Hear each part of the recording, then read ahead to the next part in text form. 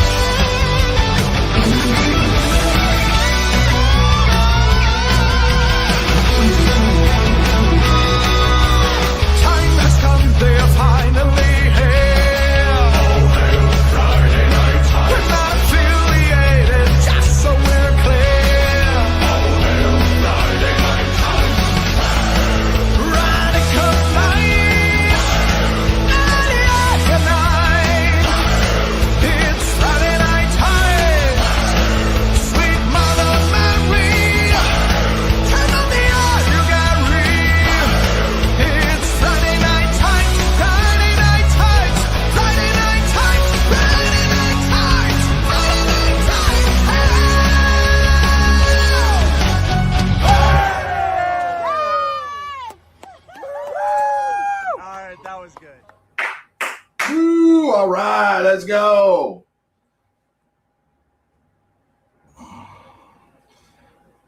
It's actually Thursday. It's not Wednesday. We're doing a nooner because we couldn't do one yesterday because Chris had to go see his Doom thing. So here we are. Got some stuff to square up, but welcome everybody. Why is there an echo? Hang on. Let me make sure the right audio is on. Right audio is on. The right audio is on. How is it on wrong mic? It says right mic. Hang on. Oh, maybe. Is this better now? How's that?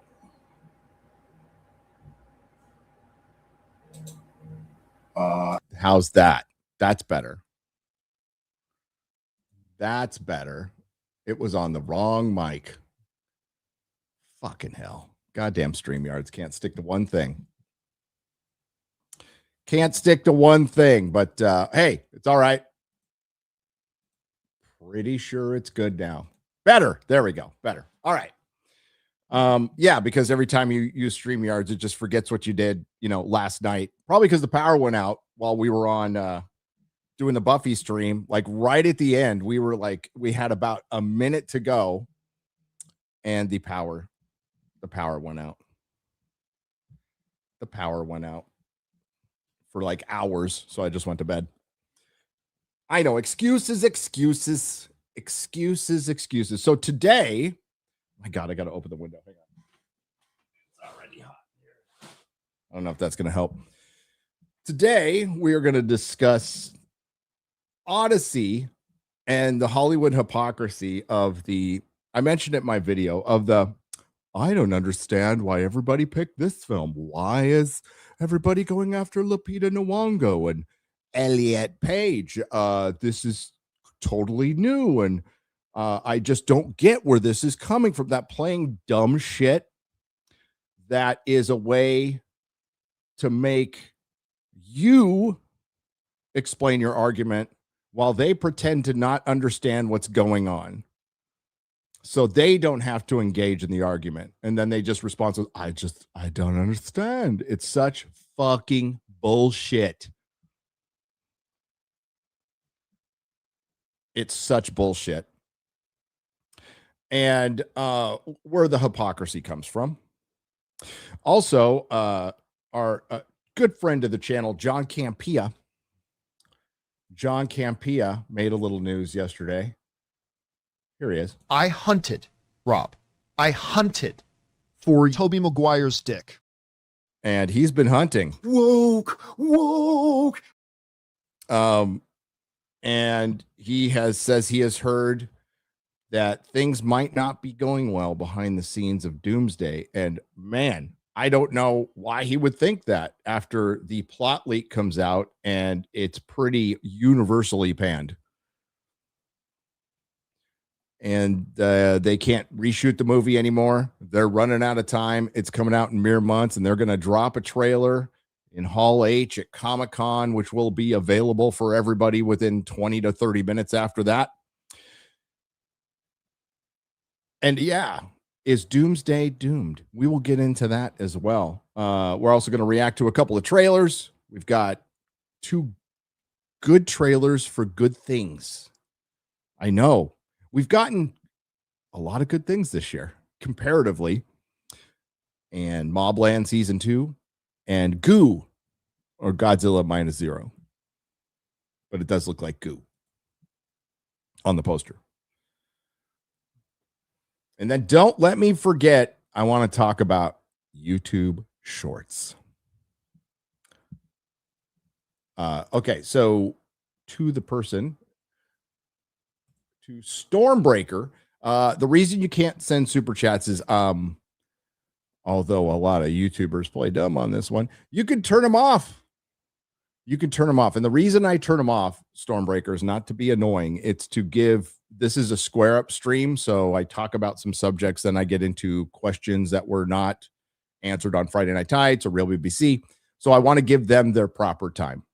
That's my motivation behind it. But thank you for asking. Let people know. And that's what we do on this show is, we get to those in about an hour-ish, maybe an hour and a half-ish, depending on the subject matter. And it's worked out pretty well. It works out pretty well. But I do thank you for, the thought of it. And I appreciate it. And I appreciate everybody who's left one. And that's why I want to read them all. Read them all and give them their time. Because most of the time, pretty good questions, pretty fucking funny too. You are the show. The chat is the show. I hate, when we have to edit something out and it removes the chat. I have recently found out that other than getting hit for music, you can pretty much fight anything now and win. So that's going to be what we do from here on out. We will not be editing out things from FNT or anything. I will just be fighting and winning.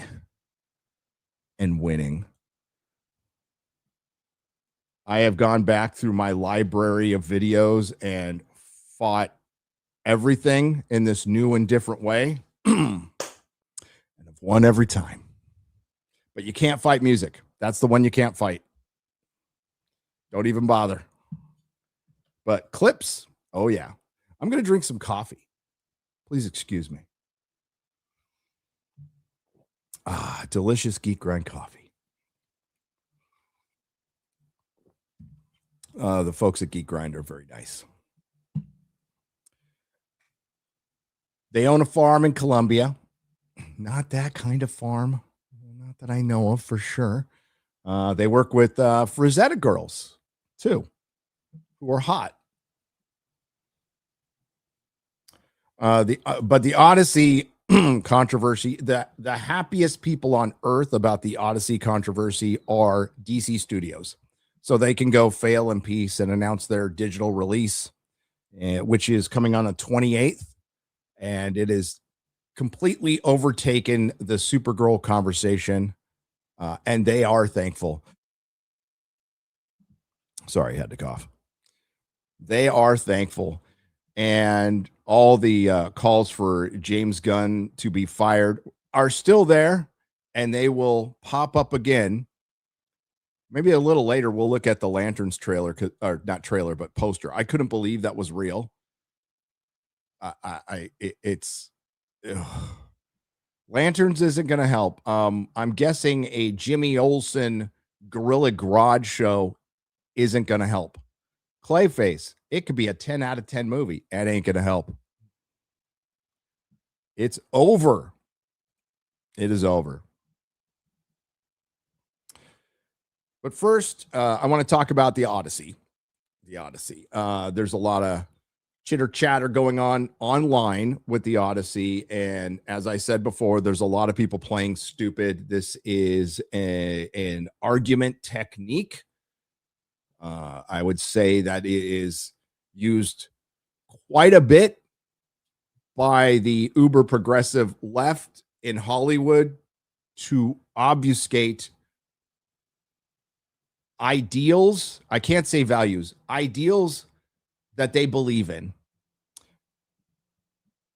And the diversity casting with the Odyssey is utterly ridiculous. It's made more ridiculous because there is nobody in the main cast of Greek descent, or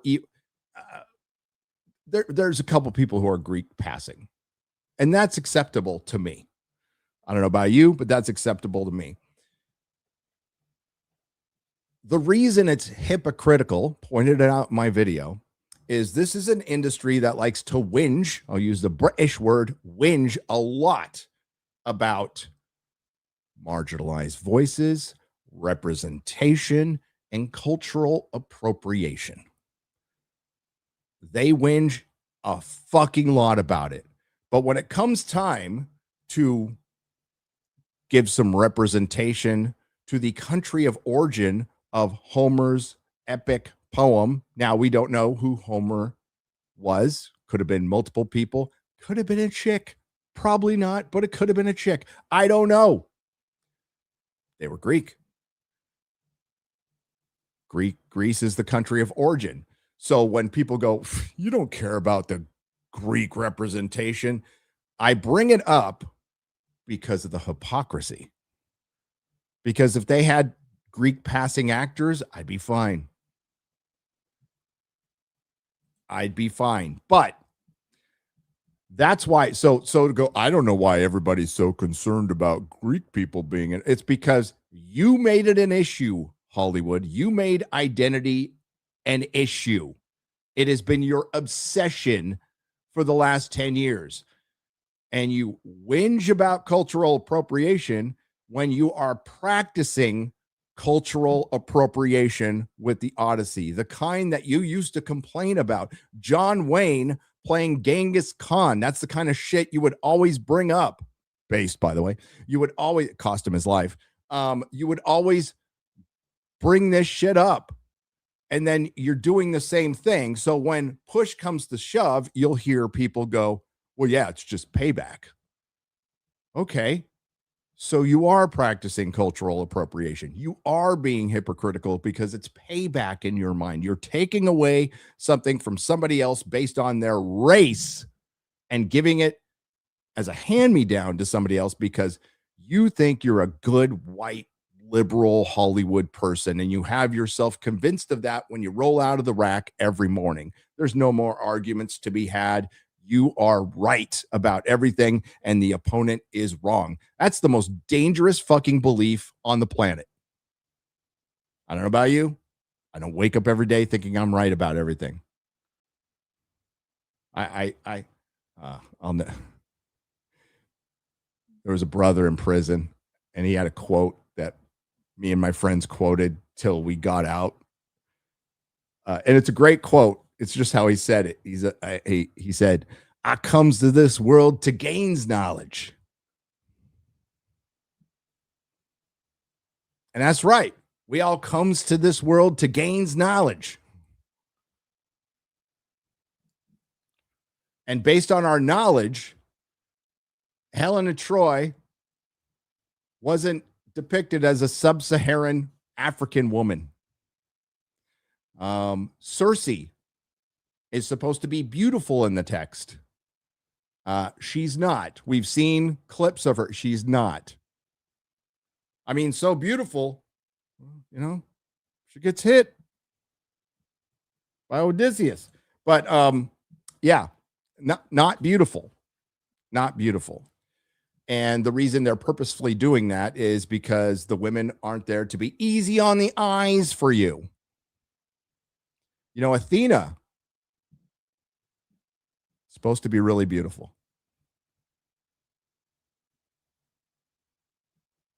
Not like a 7, right? Anne Hathaway's hot. She's still hot. She's hot. Charlize Theron. There's too much plastic in her face now. And I just can't get over that adopting kids to transom thing. Brings her down quite a bit in my eyes. But it's the hypocrisy we're seeing from the media now, and every article that I just read the headline, there were in my last video, they were the same article. They said the same thing. They brought up Elon, they brought up Matt Walsh, and they know so little. It's like when Matt Walsh talks about this stuff, they know so little of what is generally going on in pop culture, so they just find names at the top that they can pluck without getting into any nuance of the argument. Now, they did kind of mention our boy Metatron, so hail to that. When one article, I believe it was The Atlantic, mentioned that, and one YouTuber says Greeks should sue Universal and Chris Nolan, and it was Metatron. Hail, brother, who has just finished 3 Odyssey videos since I started recording this live stream.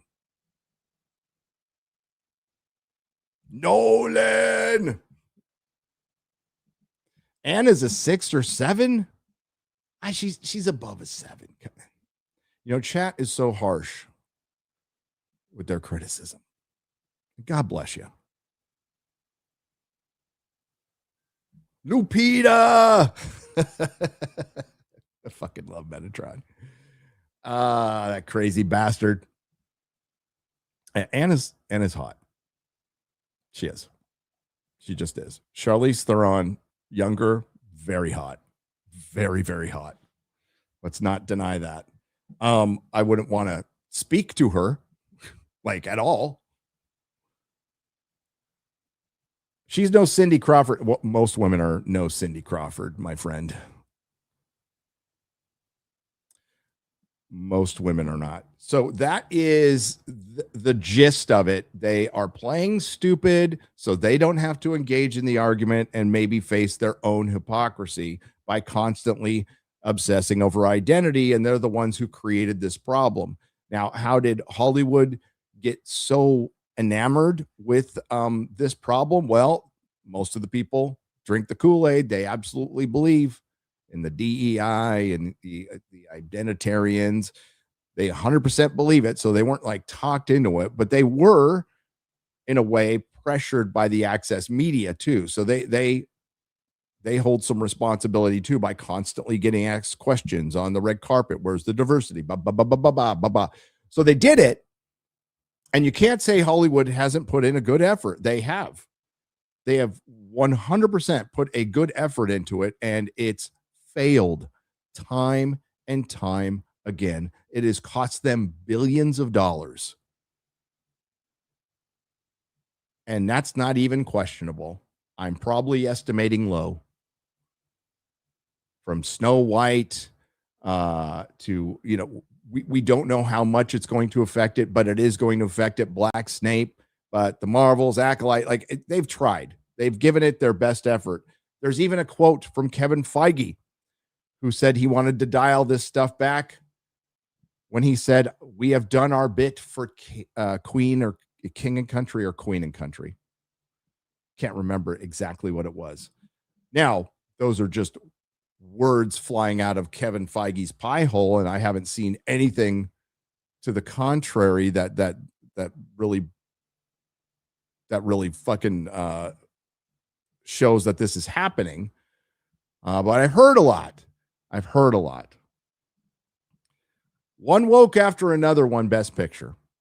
Paul Thomas Anderson, probably the most overrated director amongst critics in Hollywood. He's done some good films, but as far as this genius Hitchcockian fucking filmmaker, fuck no. He made a movie that was jazz, music for musicians. It was a movie for critics. It hit every fucking box, and he got his awards. Probably not as many as he thought he was going to get, but he got his awards. That's why he made the movie. It is as filled with the message as Citizen Vigilante. There's as far as like not the message itself, but how much message is in either movie. They are the same.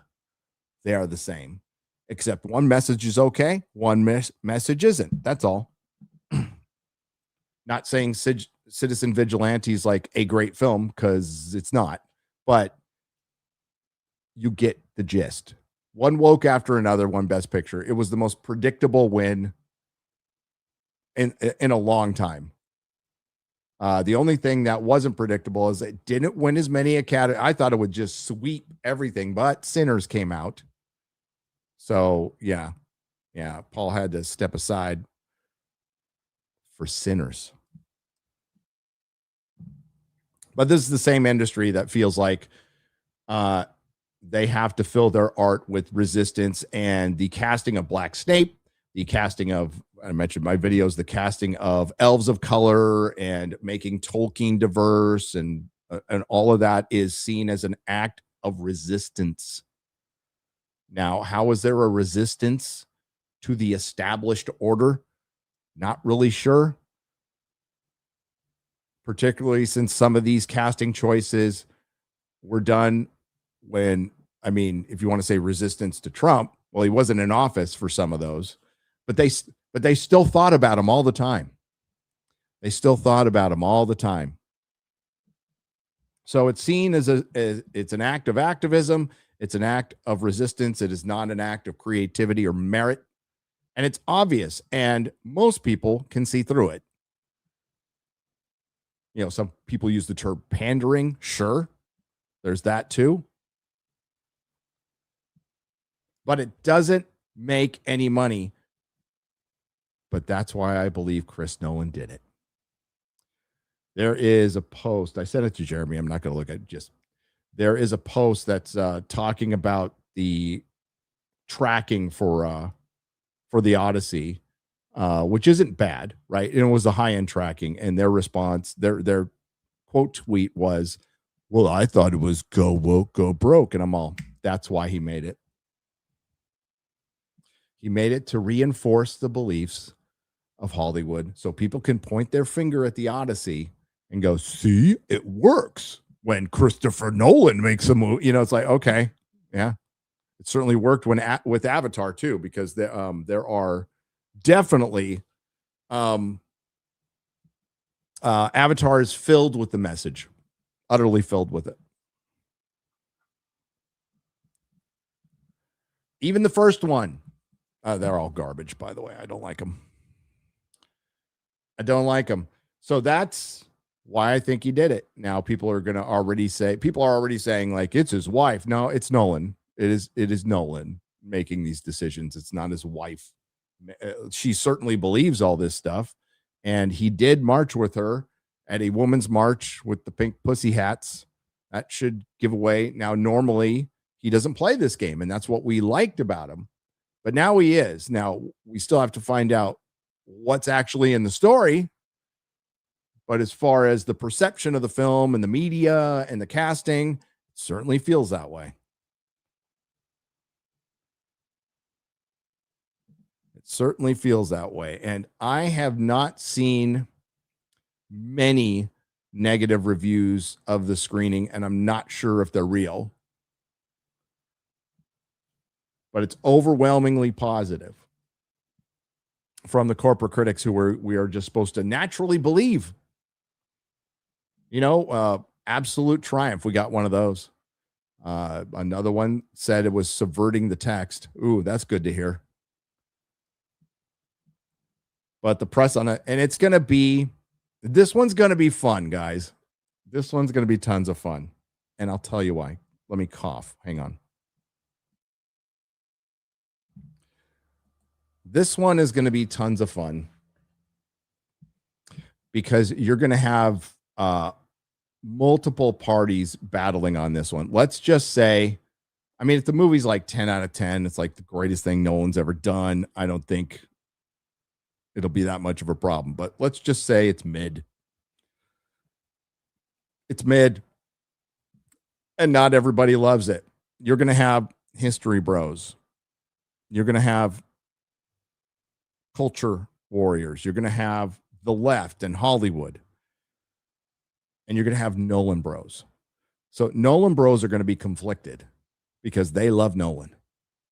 They love Nolan. Nolan bros make Snyder bros look like gun bros. And you will find out. And there will be torn between love for Nolan, Daddy Nolan, and what could be perceived, depending on how the film turns out, as a Nolan film either filled or just lightly sprinkled with the message of intersectional feminism. People will use the term woke, and you certainly use it with the casting. But as far as the story, I think there is a potential that can be there because of the Emily Wilson translation. And it will be a shit show, and I love it. I absolutely love it. The chaos will be amazing. Absolutely amazing. But yes, it will be very interesting when it comes out. And well, Chris Gore and Alan Ng, who we trust and like a lot. Chris is probably out there listening. What's up, brother? Are going to see it on Monday. They're going to see it Monday.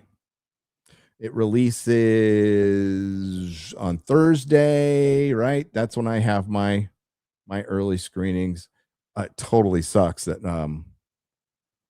my 70 millimeter screening in San Antonio, I'm not going to be, because I'm up here. Yeah, I'm going to miss that. But I'm going to see it early and obviously review it and tell you what I think after I see it. And who knows? Some of this is kind of a mystery. The word of it being a flop, I'm not convinced. Underperforming, sure. Makes $1 billion. Okay. I have no fucking idea. But it is following all the patterns of stuff that has failed before. So you cannot blame people for thinking this at all. Because some people just see Nolan as another guy in Hollywood and don't put him on this pedestal, right? Based on his numbers, he's very successful with his type of films. And of course, you have to consider Dark Knight and then take the Dark Knight out. And there's a big difference. Dark Knight, the Dark Knight trilogy is half his box office generated in his lifetime, over 6 billion. And almost half of that is Dark Knight. So you take away Dark Knight, his movies average 450 worldwide and over 3 billion at the box office, which is still really good considering his films. And he usually comes in on time, under budget. That's why they love him. This is a $250 million budget. I promise you they're spending $200 million on marketing on this one. They're not fucking around, which puts the break-even point, not at, like some people are saying 800 and not, no. The break-even point is probably between 5 and 650. If this movie makes $800 million at the box office, that's a success. Now, Universal wants $1 billion, but I think if you had 800 million, that's a success. I don't know if you're swimming in money, but it's a success. Now, if it makes 500 million or 550, then we're arguing, did it make money? Did it not make money? And more than likely it didn't. And no studio makes a movie to break even.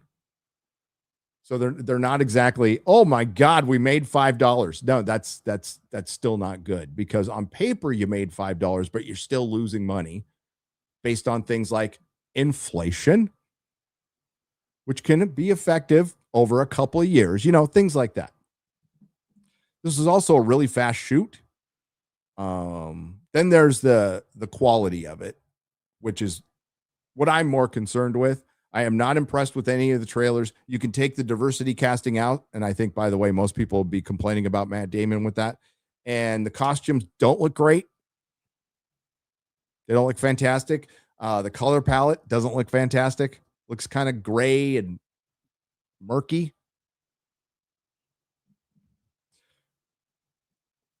And instead of using Hans Zimmer, which would have been great, they got fucking Mandalorian guy,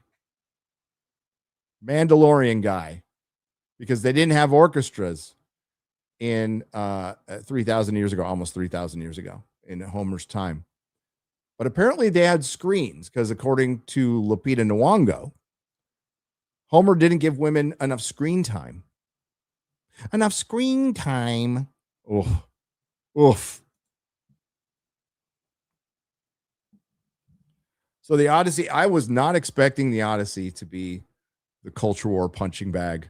When I first heard it, I was very excited. I'm like, let's go. I was not expecting it to be this. I was also not expecting Black Snape to be cast, and that turned into, so there's been some curveballs. There's a very predictable Supergirl, which the only thing we were wrong on was just how bad it would flop, which is pretty bad. I don't know how it makes it to June 28th for VOD. I really don't. That'll be interesting to watch. What if it disappears for a couple of weeks and then pops up on? That would be funny as fuck. That would be, yeah. Hey, are we gonna get Odyssey action figures? Are we gonna get Odyssey action figures? Do I get a Sinon action figure with male action? Do we get a Trojan horse playset?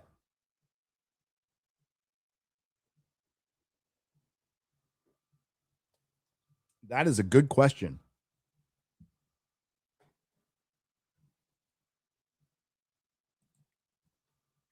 I'm guessing no. It's a very serious rated R movie. And another thing, like, I like a lot of Nolan's films, so I don't want to absolutely like shit on them, because even the ones I don't like, they're well made. They're technically well made. The guy deserves the respect he gets. Absolutely. A little pretentious. Okay, a lot pretentious. And I think Oppenheimer was his most pretentious film. And I got a bunch of shit for saying that. And I'm like, no, this is a pretentious film. Little bit. I love how they portrayed Oppenheimer as like, he exclusively sleeps with communists and hangs out with them, but he wasn't a communist. No way. Not a chance. All right, let's I'm going to go to a couple of trailers here. Let's start with Mobland. Let's start. I mean, I'm very excited about this. And the best news, guys, the best news is Tom Hardy, if there's a season 3, he will be back. He will be back. Whatever the problem was, it has been worked out. And I'm sure it had nothing to do with the online reaction of fuck this show if he leaves. Because he is the show. The entire show goes through him. We love Pierce Brosnan and Helen Mirren and Patty Constantine. They're fucking great, but you need Tom Hardy, who's a very good actor. And it's well known that he's an actor. He might be a little bit difficult to work with, but this is why you don't treat everybody the same, because some people are more talented than others. Some people are better than others. And if they are so talented, you're willing to put up with a little more shit. And if they're not, you're not. That's the way of the world. Is it fair? Actually, I would argue yes. I would argue that's very fair. If you're uber talented and you bring, money to the table and you elevate your piece of art based on the talent, you can be a bit of a pain in the ass. I think that's okay. I wouldn't use it as an excuse, but that's just the way of the world. Again, if you are a pain in the ass and you bring nothing to the table, adios, amigo.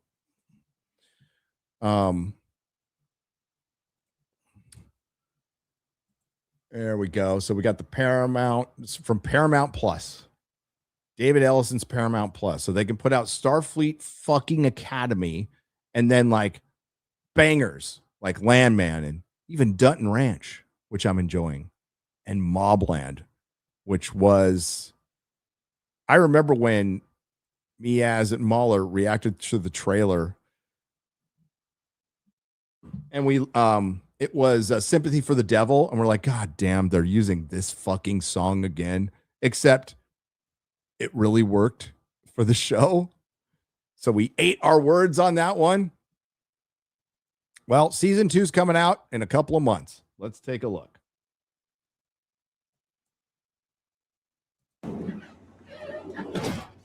Right. This hasn't exactly been a wonderful 24 hours for me yet. I'm under a lot of pressure. The people that I work for, the arrogance.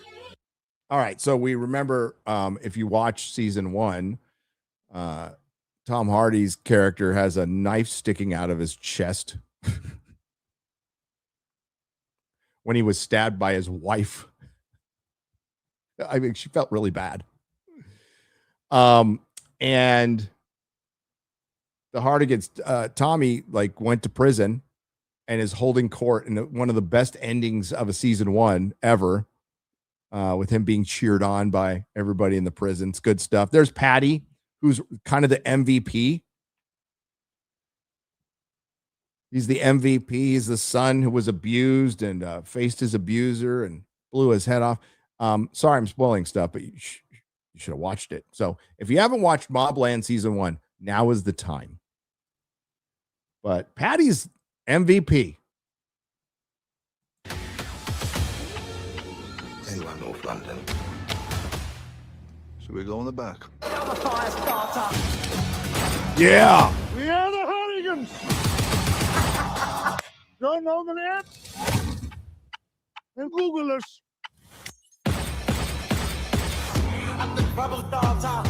This family is on the brink of civil war. Yeah, there's going to be, based on something that happened in season 1, father and son might have a little issue, we'll just say. And this is from Guy Ritchie as executive producer. And I haven't really loved his movies lately, but The Gentleman and this make up for it so far. Right for the picking.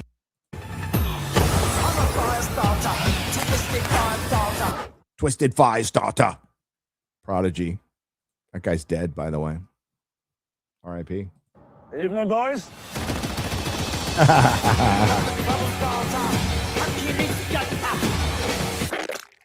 Like your style. Yeah, the whole grandma and grandson thing is little Game of Thrones here.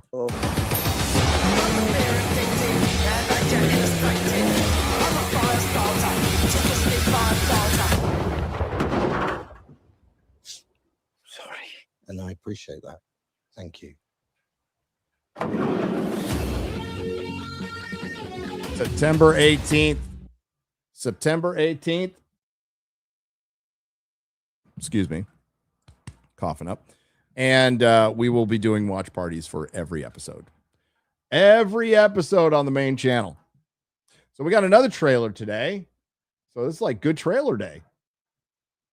Very happy to see that. Oh, we got, and no, it's not Dune, although there is a Dune one.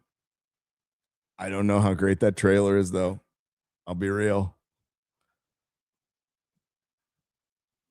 I wasn't like, ooh, I need to see Zendaya.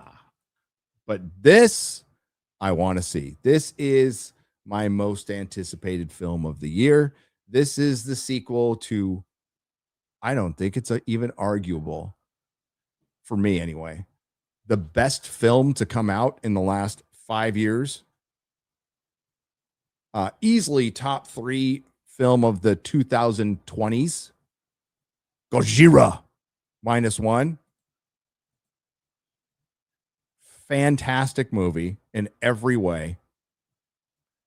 And it did the opposite of like what I've always said. Like, I just want to see the fucking monsters. I don't care about the people. This one's about the people, and Godzilla is used deliberately and very little, and it's fucking great. It's a banger of a movie. Now we have the follow-up. Let's go. Godzilla -0. It's just a teaser. ゴジラは核攻撃にも耐えるそうですな。それは人間のやっていいことの範疇を超えてる。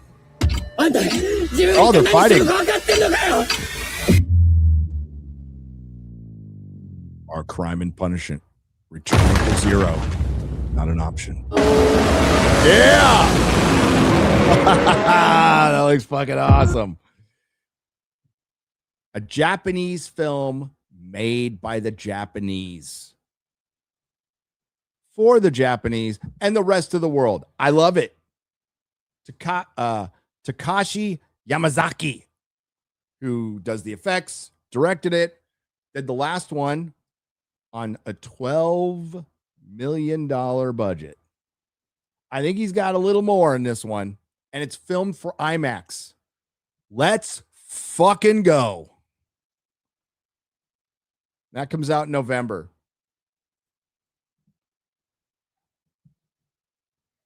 Let's fucking go. Gojira. I'm genuinely excited for this movie. Something I feel so little these days, and I want to hold on to it. I want to hold on to it. Can't wait till we get a full trailer. But that was magnificent. Let's go. Everybody support Godzilla Toho. Gojira Toho. And yeah, I'm kind of a Japanese expert now. I went to their country for 12 days. So total expert now. Just ask your questions. So 2 good trailers today. Do we want to see Dune? I didn't like this. I'm just going to be real. Is that it? Nope, that's not it. I'm sure Chris Gore has shared it. Let's see. Chris Gore. Nope, that's not. Nope. Chris Gore didn't share the Dune trailer. I am so disappointed in you.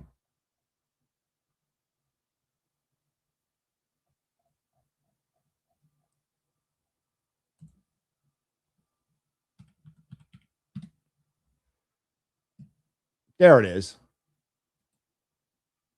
There it is. All right. Let's look at the Dune trailer.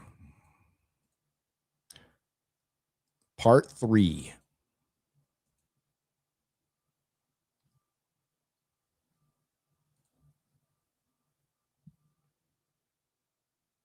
I'm not a hater of Zendaya. I'm not. On the red carpet, she seems perfectly charming. She has great chemistry and with Tom Holland. I hope those kids stay together forever. I do. She looks happy. Not super impressed with her acting right there. Just not. It just sounds like MJ yelling at Spider-Man. I haven't seen Euphoria. I know there's Sydney Sweeney tits in it, but there's also a bunch of fucking drugs, and just not super interested in seeing a show with a bunch of drugs. But yeah, looks fantastic. Looks great. The effects on this thing are the best special effects for any movie out there, and they do them very they're intelligent with their approach to effects because they do this thing called pre-visualization, something Marvel does not do, and DC apparently, but it looks fucking fantastic, right? Looks great. But just that Zendaya clip in the beginning, it's like, it sounds like a soap opera. Doesn't sound like Dune. Robert Pattinson, Zendaya, they're in a lot of stuff. I thought part 2 was pretty good. Thought part 1 was better. But yeah, just not super stoked on Zendaya in that. But it looks good. My God, the effects look freaking great. And then Denis Villeneuve was off to go make Bond films, everybody. Bond films. Do you think he's right for James Bond films? I don't.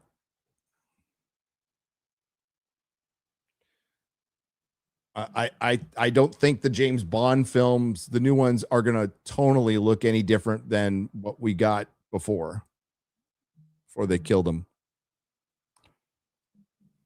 I guess it all depends on who Bond is.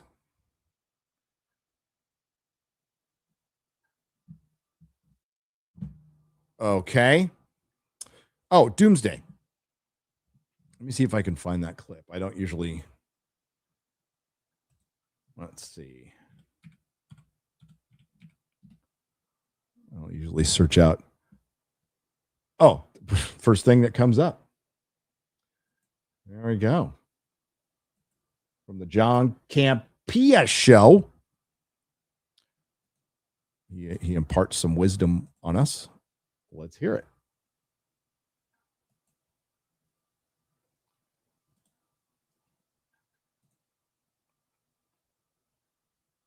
You know what I mean? And that's what makes this so special. And that's why people are kind of surprised when they ask me, you know, what's my most anticipated film of the year? And I think everybody expects me to say Doomsday.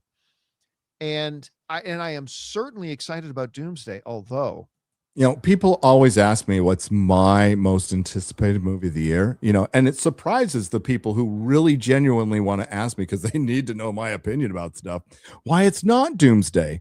I'm sorry, I can't do his like high pitch thing. People, yeah, my voice can't get that high. But man, what is John Campea's most anticipated movie of the year? I'm waiting with bated breath. excited about Doomsday, although, hang on, I'm going to rewind that more. This so special. And that's why people are kind of surprised when they ask me, you know, what's my most anticipated film of the year? And I think everybody expects me to say Doomsday.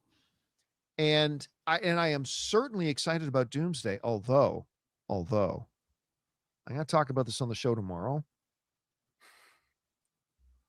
I'm hearing it's not going so good. Again, I'll talk more about that tomorrow. Because you guys know I'm super excited for Doomsday. I've been saying all year this is going to be like the Avengers movie to end all Avengers movies. But anyway. Yeah, he's hearing things aren't going so well. Just a week after the completely confirmed plot leak of a movie that a lot of Hollywood's been gassing up quite a bit.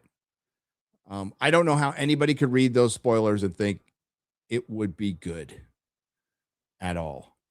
But I'll just say the person I spoke to wasn't like down on it.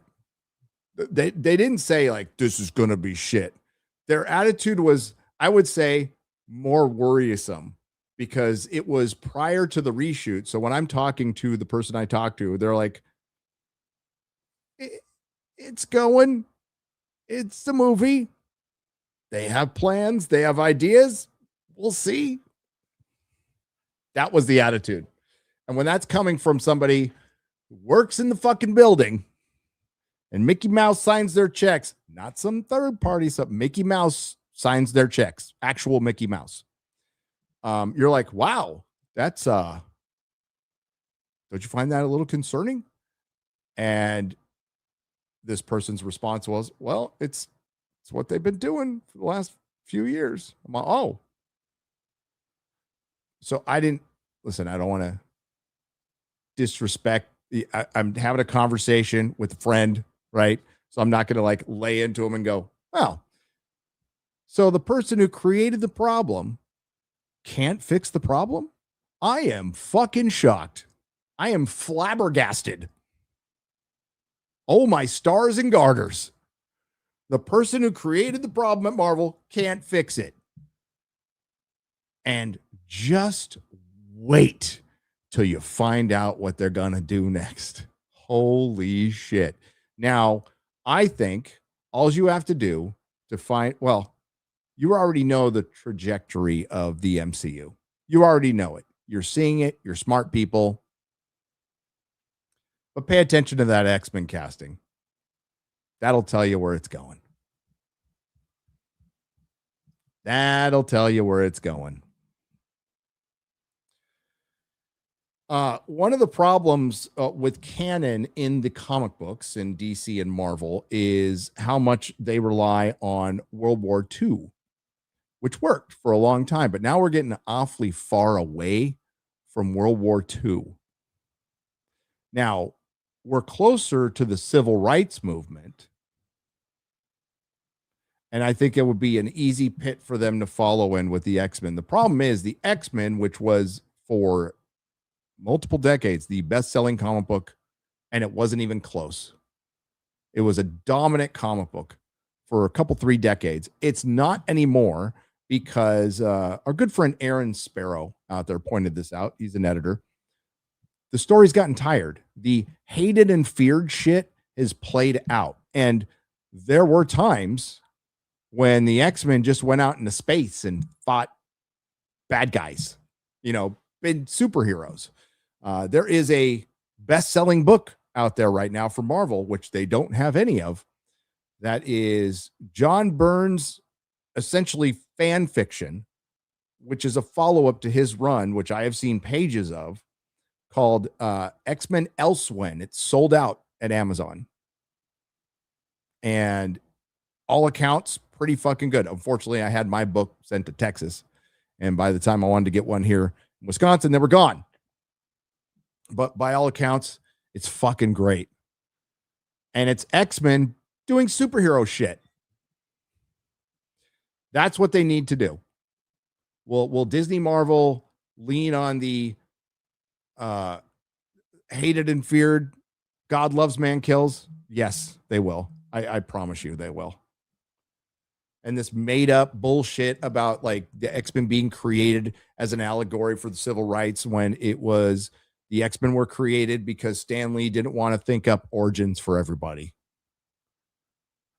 Now, it certainly morphed into becoming an allegory for civil rights. That did happen, but that was not the motivation behind the creation. Yeah, so Yellow Flash, says the Sentinels feel like a real life threat in it. And it's been a long time. And listen, in Doomsday, those Sentinels look fucking great. They look great.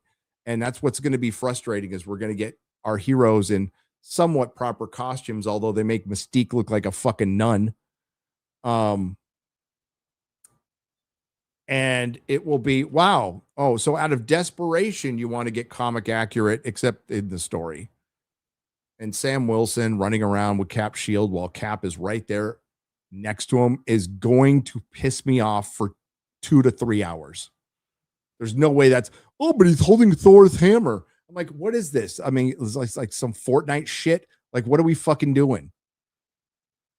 You have Cap right there, and he's running around. It's like Harrison Ford in Blade Runner 2049. He's like, oh, I just went to Walmart and got a shirt, and like it was terrible. Fucking hate that movie.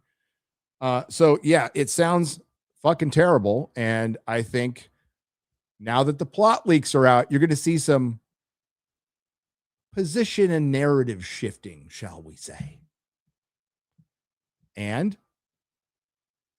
Spider-Man Brand New Day making more than Doomsday is a possibility. Not saying it's going to happen, but it's a greater possibility now. Because Spider-Man Brand New Day is going to kill its opening weekend. I don't know if it's No Way Home kill, but it's going to destroy. And this can flip us back to the Odyssey conversation real quick. Is it going to flop? Well, it's going to have a decent opening weekend. Nolan films have legs, but it doesn't have Barbenheimer, and it's got Spider-Man coming out the next week. But after Spider-Man comes out, then it's a month of nothing. So it's hard to say. What will kill the Odyssey is if it's boring. If it's boring, it's cooked. And the even in the positive reviews, the one thing I've heard, and these could be wrong, by the way, and I don't trust the corporate critics. The one thing I heard is a little slow at times. Little slow at times. Which is no fucking excuse, because if you're taking Homer's Odyssey and you're putting it into 3 hours, you should have, boom, something happen a lot. Now, they've focused the trailers on the end of the story, which I'm wondering they're probably going to sprinkle throughout, and I don't know how much more. They're also, putting in a lot of the Iliad, and then characters. The thing with Elliot Page that a lot of people are overlooking is, and it's really obvious, is Nolan brought in a character from a completely different poem that wasn't written by Homer to cast Elliot Page, to force them in as a pity casting.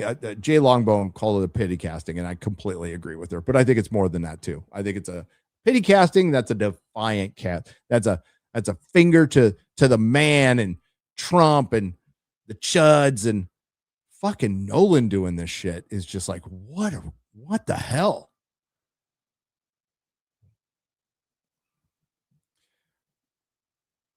What the hell? But then, there's Paul Thomas Anderson's One Woke After Another. And that was done to ideally and politically support Hollywood and reinforce their ideas and show, look, these movies can win awards. Oh, yeah. Oh, yeah. But maybe I'm selling out to Nolan. I'm selling out to big Nolan.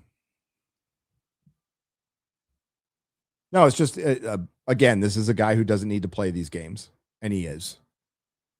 So that's why it's a little surprising now. I know Snyder fans out there, for some reason, they have a boner for Nolan. Some of them, not all, are like, I told you. And like, you might be right. You might be right. He's out of line, but he ain't wrong. All right, real quick before we get to the super dupers, give me just a second.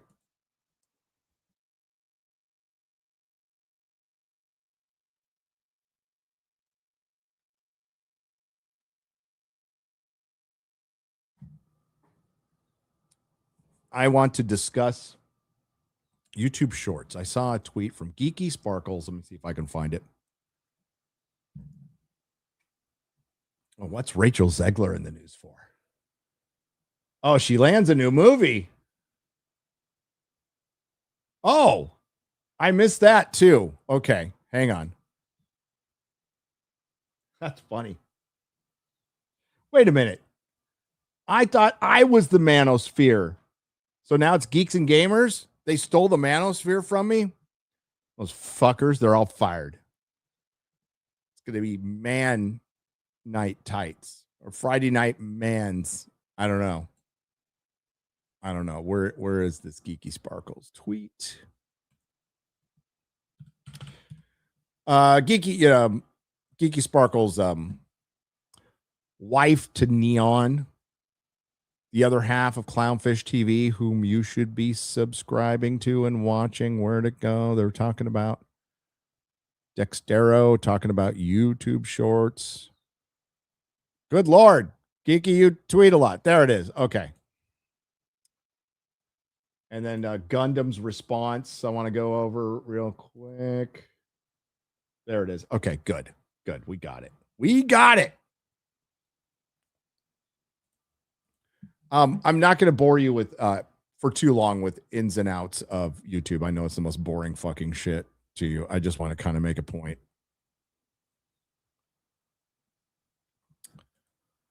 All right. So YouTuber Dan Gonzalez, who could have 30 million subs. I can't say I heard of him, and I guarantee you he's never heard of me, but YouTuber Dan Gonzalez wants YouTube to let you turn off shorts altogether, and they're his biggest frustration with the internet, the entire internet.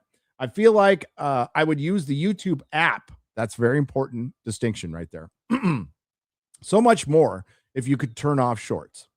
And Geeky says, yes, well, the CEO was behind shorts, so it isn't going to, even if it would make YouTube a better place. No, it is not going. And then Gundam, our Papa Gundam, give him a sub. We love Papa Gundam. Says they can't walk it back. They can't admit it was a massive failure. That's what I've been told. So, as you know, I hate shorts. I can't stand shorts. I do want to point out, YouTube's probably not going to like this very much, that Brave has a shorts blocker. Brave has a shorts blocker. YouTube is not going to be with happy. Whoopsie doopsie. Neil Moyhand. Listen. Shorts are one of YouTube's biggest and most brilliant scams when it comes to content creators. Now, if you like them, that's great. No judgment. I hate them. I hate them as much as AI. I am not interested in seeing some vapid woman lip sync the portion of a song that thinks she's a 10. That's not anything I want to watch, but I guess some people do. And I think it leads to, I know it leads to outright content theft. So with shorts, why it was a brilliant plan was, and they were pushing this on us so hard. They entice the creators with subs. So it really makes you question the validity of YouTube. Now, every platform has a bot problem, but I've always thought YouTube kind of handled it the best. Mostly because they're purging like every day. But what they did was to incentivize the creator to do, and this is just what I think, to go to shorts. They gave you a lot of hollow subs. Hollow subs are subs that, okay, let's just say they're real, but man, they're really not interested in any of your 10-minute or more videos and really not interested in your live streams. Now, keep in mind that the video algorithm and the live stream algorithm, I was told, are two different algorithms, period. So now they have a third in there, maybe, I don't know. But the whole thing was to entice creators with subs to start making more shorts, which shows growth for the platform. YouTube goes back to advertisers, goes, look at how much our platform is overall growing, charges advertisers accordingly. And the trade-off is You don't pay the creator shit. And like, I don't know if you should, because they're so short. You know, but YouTube gets the whole pie, right? So they pay, and they're like, hey, we got this great idea for you, creator. We're gonna give you shorts, and you're gonna get, like, you're gonna be charged individually based on your channel instead of a big piece of the pie like premium or something like that. And people probably went, that's a great idea. Oh shit. Bottom line, YouTube shows growth, charges advertisers more, gets to keep more of the money, and creators get less, but they get to stare at that sub count that's going up, that's full of hollow subs. So it's vanity. It's vanity.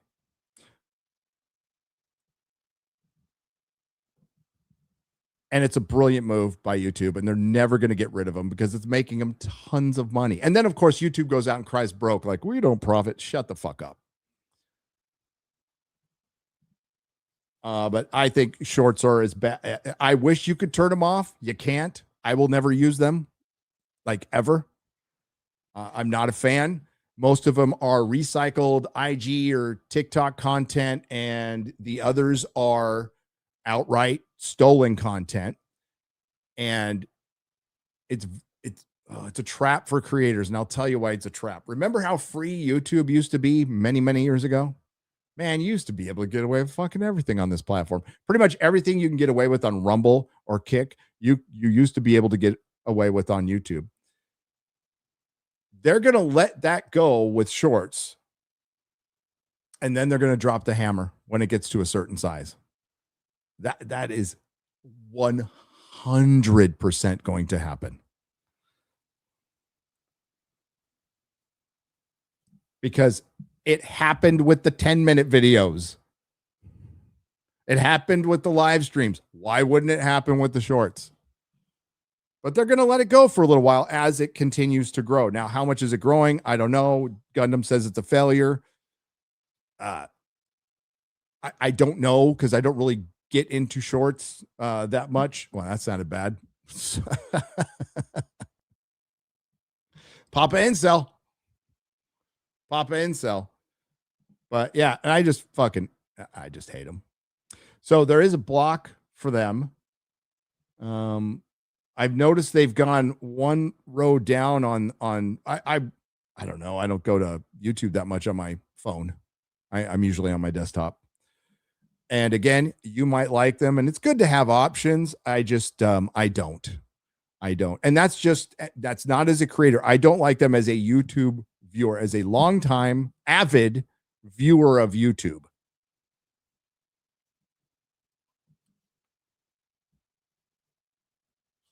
But that, I don't think that Brave block affects the app, unfortunately. If it's in the app, it's in the app. And it ain't going anywhere. So there you go.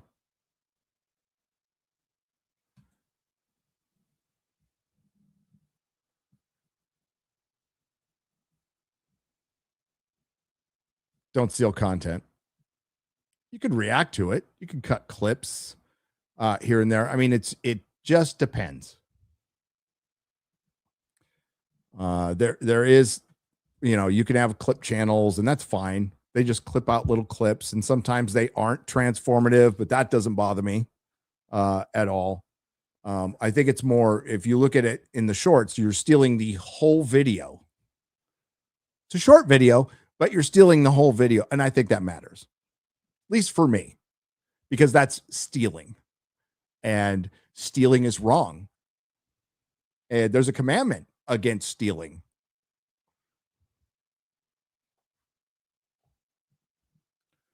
But people can rationalize whatever the fuck they want. And again, I want to make it's different to me anyway than just clipping a piece of a live stream or reacting to a full live stream. If you're reacting to it and responding to it, that's perfectly fine. That's great. That's great. All right. We're going to get to squaring up.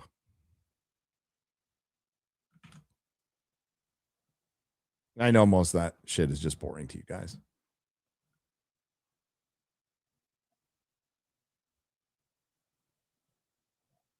I love it when there's some girl and she gets up to the camera and she's kind of dressed down and she pulls like her shirt or something. Then she's all dressed up and then she goes, and then like you get the cuts of her dad doing the same thing. Those are fucking gold. Those are great. Can you imagine being there and watching that get shot? Can you imagine being the dude shooting that? And you're like, what the fuck are we doing? And the girl's like, look at how cute I am. There's little boop-a-doop-a-doop music, or she's like lip syncing some song or what, or fucking some movie.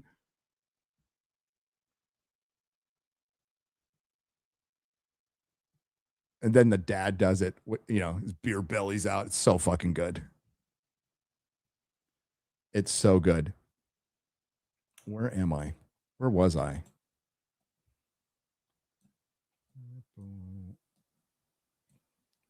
I gotta get my monitors lined up. There we are. We're going to the questions. We kind of got halfway through both last time. So we're going to finish that half. Hopefully I know where I left off. Oh, I guess this super chat snuck in and I will read it. Excuse me. My son informed me of this yesterday, by the way. Super Fran Demand. Thank you for the €5.99. There's a rumor going around that Disney may be outsourcing Marvel Comics to webtoons. Rob Liefeld seems to think this will happen. Thoughts, Gary? Yes, this is inevitable, and I can't believe it's taken this long for them to outsource comics. They can't afford the talent to create good comics. The talent isn't out there to create good comics. The older guys have been pushed out of the industry or have moved on. And we're bringing back like Scott Snyder, who's, you know, he's been around for a long time, but as far as like cultivating talent, bringing up talent, Marvel and DC have both done a terrible job. Now, there's still some good artists out there. I'm not saying there isn't, but Marvel comics are shit. Look at, they did a Superman Spider-Man crossover, and most of the cover is white in the background. They've lost. I was talking about this with Az. We were looking at Bronze Age Amazing Spider-Man from like 200 to 250, and those every cover was dynamic. Every cover was a good use of space, and they were just beautiful, right? And now they're just shit. And then you finally get Superman and Spider-Man together, and it's like, oh, let's just put it on a white background. It's like, what the fuck? And that's been going on for a long time, by the way. So yes, I think it's smart to outsource them. They're slowly starting to fire everybody at Marvel because what choice do they have? They let a bunch of activists in the building, and once you do that, that is cancer.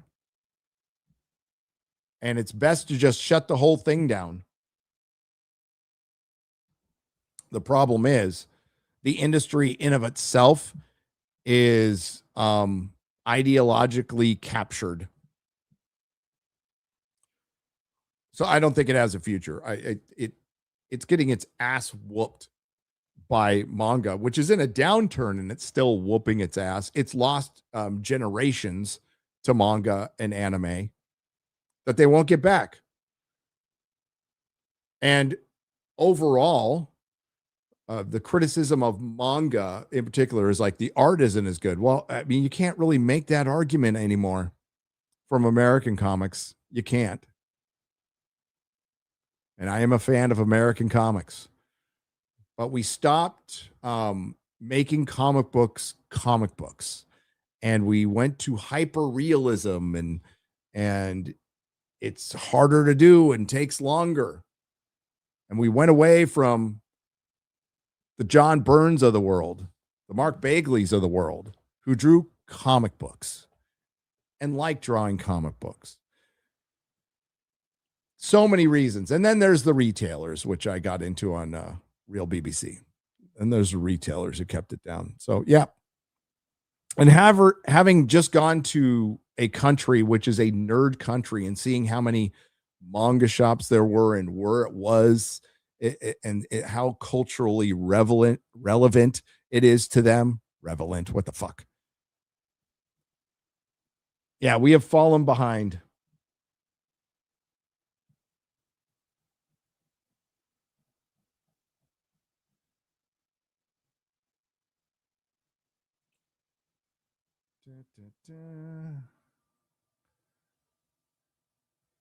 All right, where are we at?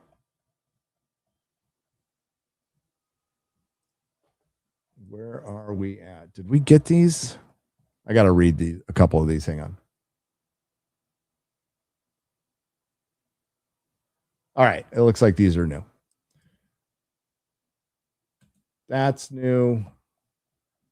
We'll finish up.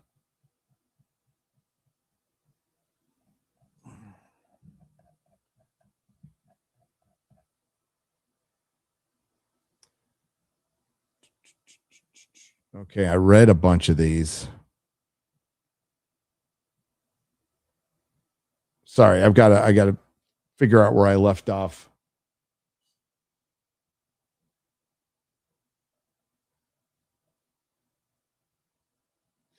I read that one.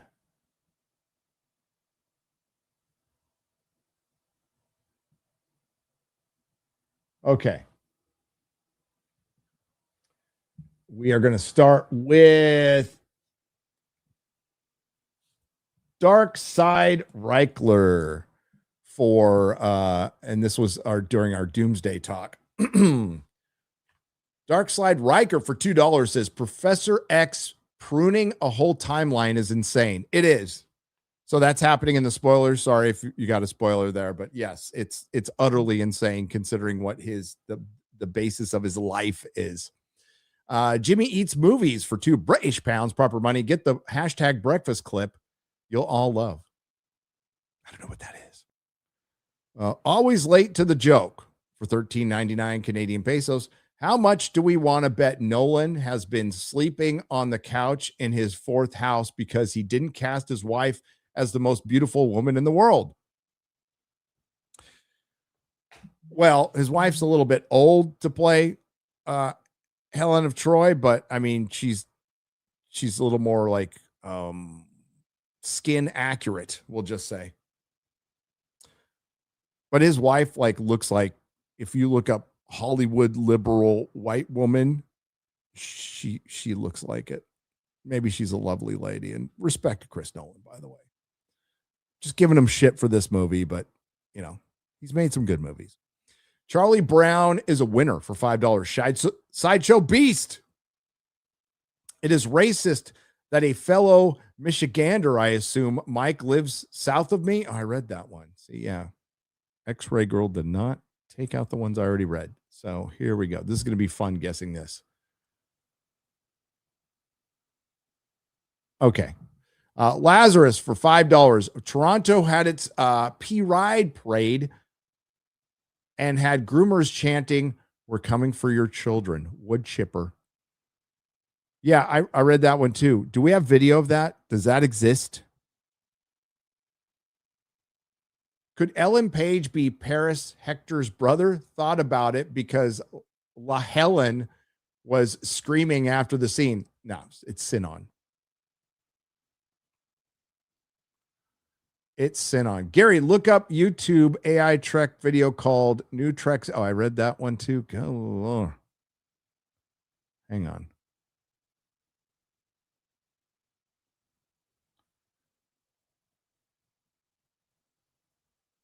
I would date a fat woman before I date Clayface, says Magnum Norris for $5. Well, Clayface is a dude, Magnum Norris. I mean, if you go both ways, that's fine. But yeah, I mean, I would too. I wouldn't date Clayface because he's a dude. Joseph DeClet has dropped $5 and walks away. Thank you very much. Smoke, Malt, and Miniatures for 10 British pounds says M. Night Twist. James can't and has never written anything, and it's all his wife, the Shakespeare of our time. Hail. James Cameron? I mean, which wife? He's got 5 ex-wives. Magnum Norse for $5. I think I just vomited slightly. I'm sorry to hear that. So Kara and Clark are the last of their kind. Are they going to jumpstart the race like when West Virginia marriage? Maybe.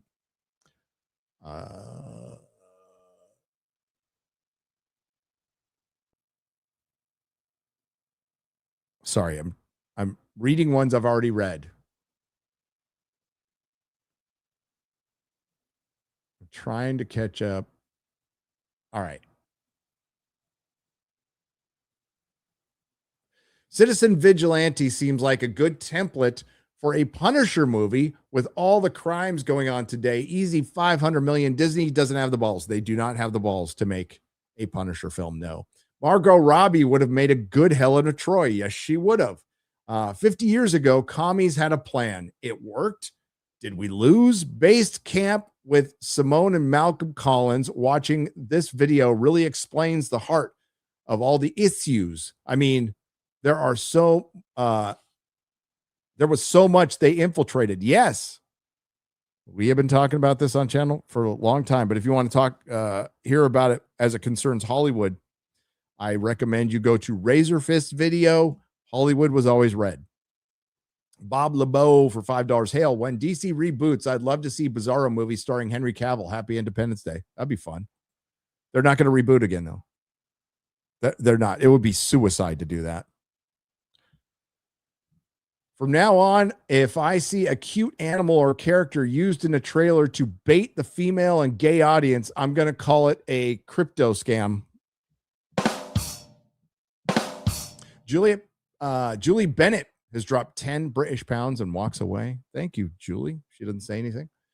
General Hybrid for $10. If you want a good-looking heroine with good writing, go read the indie comic by Mark and Tim at iComic Comics. Go read Common America. Yes. Tim Lim. Common America, a lovable heroine for truth, beauty, and liberty. 12+ books now. Yes, he's been doing great with that, and it has been picked up, I think, in Japan, right? And it's doing well there. So Iconic Comics started out as a little dream, and they've done a great job with that.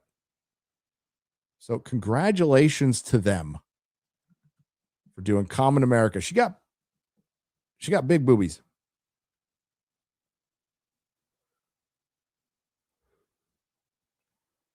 She got big boobies.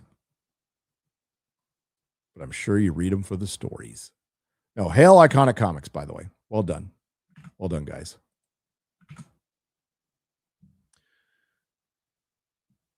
Hi, gang. I'm looking for honest feedback. I work full-time and have a family, but really love creating sci-fi stories. Love you guys. Well, I mean, keep doing it.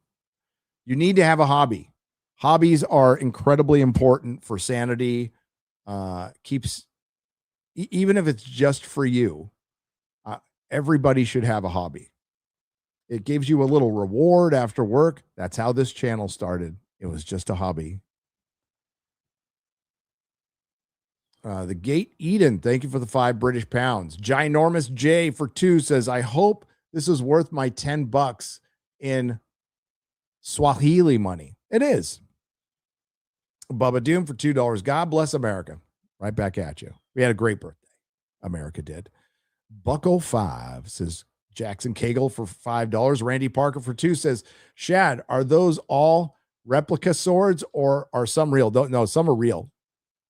Some are very real. Some of Shad's swords will cut you. Answer for the poll, all of the above. Says Big PBD. I forgot what the poll was. Aussie Soccer World Cup. Could Houston be out home away from home? Extra time with Egypt when the stream started 4 a.m. here. Is that soccer talk? I don't know what that is. I don't know what that is. Love you guys for what you do, and thank you for inspiring me. I finally started a movie/TV review channel. Good, Andy. It's called Andy. Authentic Nerds Don't Yield. Hail. Kara Zor-El from The Flash was a great Supergirl. She was good looking, even though they tried to make her look like a dude. She was still good looking. Alexander Ducasse for $2. Supergirl also failed because women didn't go see it. Yes, this is a fact. Eric K for $9.99 panels. Do you think the race swapping in stories is his history, movies, and TV are race swapping in stories in his history, movies, and TV are because directors and producers don't think minority stories are worth telling? Maybe not entertaining. That's exactly why. They don't think they're worth telling, so they appropriate other stories. They don't think they're worth putting money into, so that's why they get an established IP and then fill it with their messaging, because they know it would be too risky to do it on its own. Happy American 250th Fellowship. Thank you, VJ Vigilant. Gary Jones for €5 says, wait, I'm confused about the movie. So the cops knew the internal affairs were setting them up? What movie were we talking about? Super Mastermind for $5. Gary made Dan want to cut off his man bun, and he did. Welcome to the league of proper loud bullies, Gary. I didn't want him to do that. There's a lot of women angry with me right now, or they're going to be. Gary, can you post the Warhammer reading list from Drinker? Yeah, I mean, sure. I got to ask Drinker, but yeah, no problem. Jess Pena for $4.99. Happy 35th anniversary to Terminator 2. Jesus Christ. And 30th anniversary to Independence Day, which I watched on Independence Day. June is over, Gary. So regarding Christmas, we're halfway there. Why are we talking about Christmas? We just started summer like 2 weeks ago. You might even say we're living on a prayer. Gene the Reverend. I'm not thinking about, I love Christmas time. I do. But I ain't thinking about it. One day at a time. Slow down. Slow the fuck down. I mean, Christmas is going to be busy as fuck. We got a Harry Potter show. We got Doomsday. We got Rings of Power. Godzilla -1. There is a bunch of shit coming out. It's going to be a nutty November.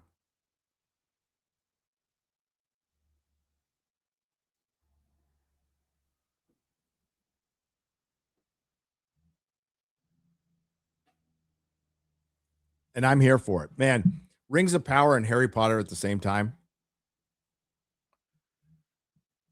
I hope Garrett's out there doing like the Rocky training. What is this article?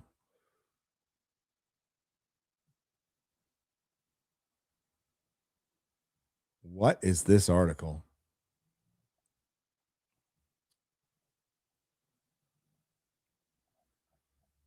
It's from the Mary Sue. My God, we give them a lot of attention. We give them a lot of attention because it's fun. There we go. The Manafear. Oh, wait. I got to get the Manafear Nonsense website doesn't realize it's incels talking nonsense about the Odyssey and stuff. Look out, folks, are being weird about Christopher. They're always saying being weird. People are like being weird. I don't understand. That's part of that playing dumb shit. Look out, folks are being weird about Christopher Nolan's The Odyssey again. And we have to reiterate that the story isn't really history. Okay. On social media, a couple of big accounts made the case that the dislikes for the Odyssey are skewed 3-1 negative. This is an old school internet trolling by another name. You can make dummy accounts on YouTube pretty easily, or just downvote a movie and keep pushing. Okay, you can't do that. You actually can't do that, you fucking retard. And it's history, not history. Oh my God.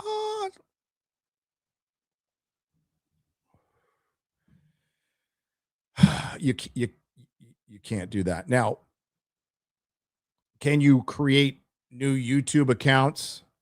I highly doubt people are out there making 10 to 12 YouTube accounts on their own. And I love how you go there with fans, but you never think about, wow, wouldn't the corporation who has millions of dollars at their disposal hire a third-party company to hire a bot farm to make something look more popular than it is? I mean, if you're using the same logic, they would have more motivation, because a person sitting around and wasting time creating a bunch of YouTube accounts just for the lulz, I'm sure it happens. But I think it's far more likely that a corporation would hire a third-party company to hire a bot farm because they have some skin in the game. Just follow the money. I have no evidence, but it certainly looks like that a lot. That's why there's never any positive review bombing. It's just negative review bombing. And that's why it's perfectly okay to overpraise something, but you can't criticize it based on a trailer. In fact, YouTube actively encourages this behavior from they remove the dislike button.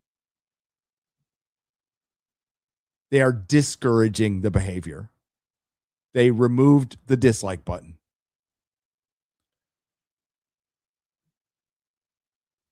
YouTube actively encourages this behavior from the most boisterous parts of their user base.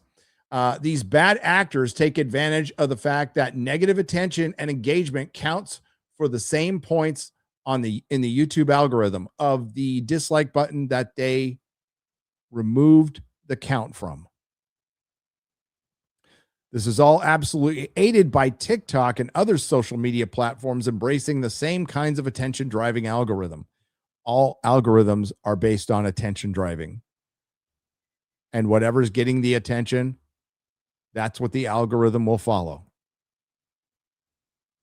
So instead of offering anything in the way of real critique beyond, they changed some elements of the story in this adaptation. Because that's not a critique. Apparently, according to Aaron Perrine, the criticism of they changed some elements of the story that they are adapting is not criticism. Not a single person whining online about the Odyssey has pointed out that there seems to be more dramatic departures from the original text hiding in the film. Instead, it's steady stream of complaining about Lupita Nyong'o playing Helen of Troy and Elliot Page existing. The fact that they make decisions that are a radical departure from the character in the film, like casting Elliot Page and Lupita Nyong'o, are red flags to how they are going to approach the story. That's why it's the first thing we notice, the first thing we'll call out, but I promise you it will not be the last thing we call out, because every time we see this, it rarely, if ever, leads to, well, it worked in the story. Most of the time it's, they radically changed the casting and they also radically changed the story to make it more modern.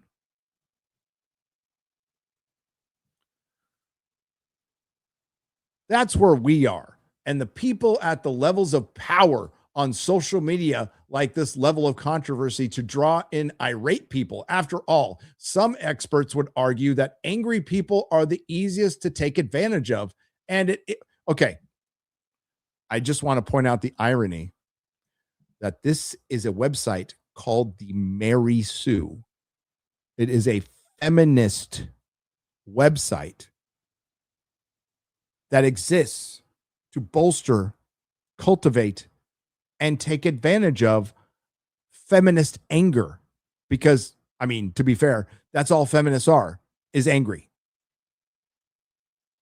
You are a political website.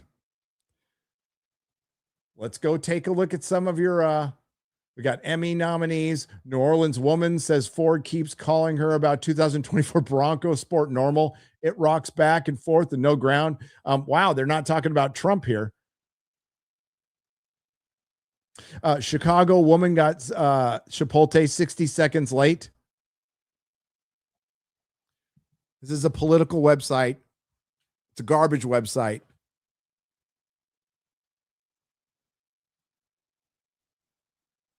But they're trying to call out people for cultivating anger as a feminist website. We're locked on a cursed cultural merry-go-round in the shadow of a goofy government avoiding its actual issues.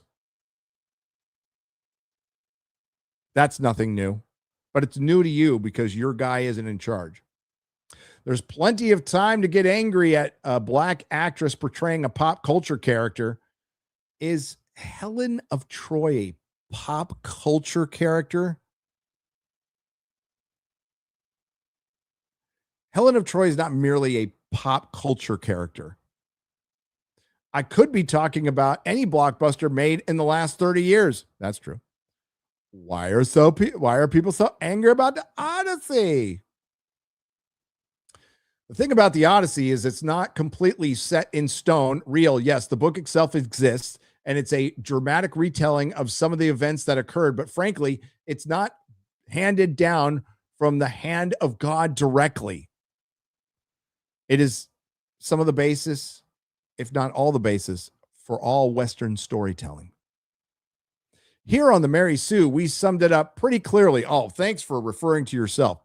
There is really no definitive adaptation or telling of the Odyssey, in part because it's a fictional world that has inspired so many other fiction. But there is some translations that more people use, including the one that's on Audible that's read by Ian McKellen. And as the site has noted in recent past, Nolan has argued this point during multiple interviews. Take his appearance on The Late Show with Stephen Colbert. The themes in this story like this are universal and have bled into the groundwater. Even comic book culture, whether you're talking about Marvel or DC, all the rest, a lot of it comes directly from Homer's epics. Yes. We know that. So why are people so angry about the Odyssey? I'm not getting an answer to that. How do you even place historical accuracy on a book like this? I don't know. Maybe placing it within a few hundred years of the time it's supposed to take place. That'd be my guess. Otherwise, just make it like a science fiction. Set it on another planet. Make it allegory, and you can play with it as much as you want. But when you have, and this is where they play dumb. Nolan is known for grounding things. And even if he's taking on a fantastic element, he tries to ground it in science, make it believable, make it real. That's what he is known for. And instead, he's just taking liberties, crazy liberties. Now, in some aspects, it's fine. But when these are glaring liberties, that's not something Nolan does very often. It's very unusual. But casting Helen of Troy as a black woman is not an act of merit or creativity, is an act of activism. Just like in other texts, it's like trying to nail jelly to the wall. I don't know. People seem pretty upset, including yours truly, about changing the themes and the looks of characters in Tolkien's text, which is completely made up. This isn't any different. The original text, its meanings and themes shift in the light. Oh, so you're saying it doesn't matter? If it doesn't matter, why change it? What one era of scholarship argues about the Odyssey can be directly contradicted by academics that come afterwards. So this is the argument that Helen of Troy was black. The same coming from the same people who said the first English person was black until they debunked all of the DNA evidence of that person they dug up. But they really ran with that. All of this is true, but unfortunately, it's not going to make the yelling stop. What is true? What is true other than this is an interpretation that should be dealt with subjectively?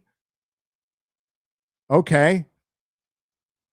Then why set it in a specific time with a specific race of people in a specific region and then not cast those people? Fill it with, I guess they had H-1Bs in Greece. It takes away the immersion. Why aren't there more white and black people in Godzilla Minus Zero? Well, because it's a Japanese story about Japan that takes place in Japan. And yes, there's going to be some Americans in it, but it is a Japanese story. Nobody's complaining about that. Well, no, the Mary Sue might.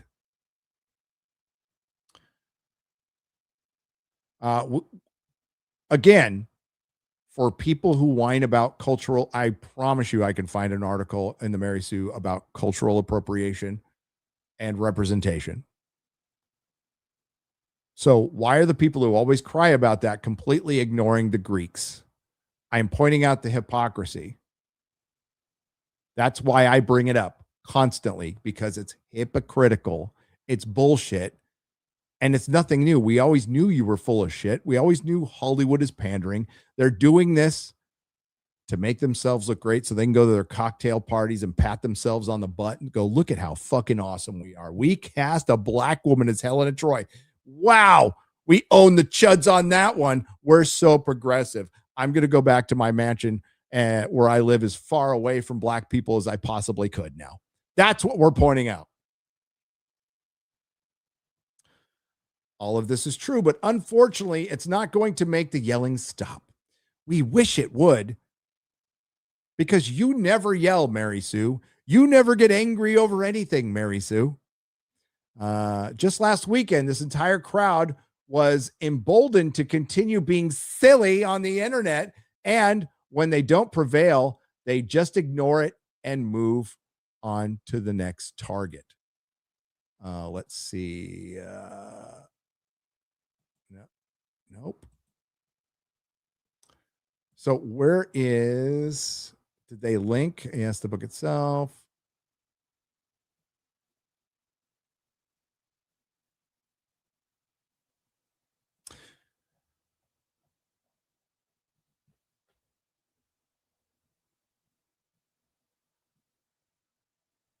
Yeah, I don't know the connection to Geeks and Gamers on that one. I didn't see it, but maybe it's a hyperlink that I missed. But I mean, there was some blogger out there did a Substack that compared me and Drinker and Disparu to the Manosphere. And my response to him was, I can't be in the Manosphere. I'm not gay.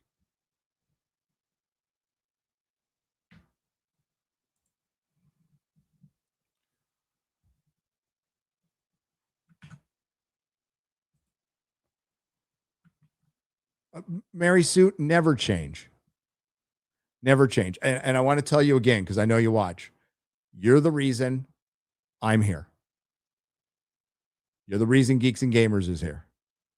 You're the reason Drinker is here and Mahler. You and your ilk and your lot and your like is that's why we are fucking here. It's the access media sphere that has been polishing the knob of corporate Hollywood. And listen, there were some sites before they were bought out by corporations that were pretty even-handed, and I used to read them a lot. I never read your garbage site because I'm not a feminist, and your garbage site has been around for a long time. And it's a charity at this point. I can't imagine it makes any money, but I mean, it doesn't look like Rachel Leishman is starving, so fuck, great. That's awesome. But you're the reason we're here, because people knew they were being lied to. People knew that you are politically motivated by one side. You could certainly accuse me of that too, but I'm not. It's just one guy's opinion. I don't toe any party line at all. And you've turned into propaganda. People recognized it, got tired of it, and wanted to find somewhere else. And eventually the people just started covering their own news, doing their own thing. So the audience that you vilified and really pushed with the toxic fandom narrative became your competition and then crushed you and beat you.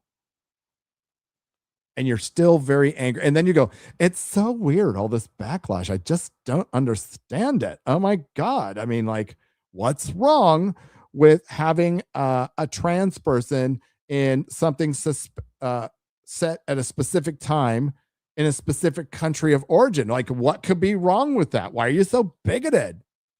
In the meantime, if it went the other way, they'd lose their fucking minds.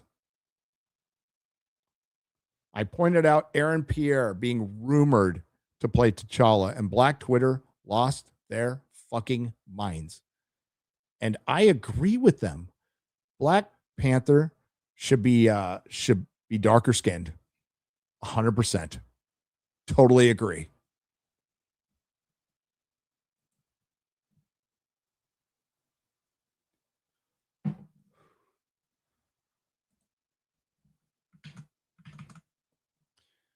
Back to the people.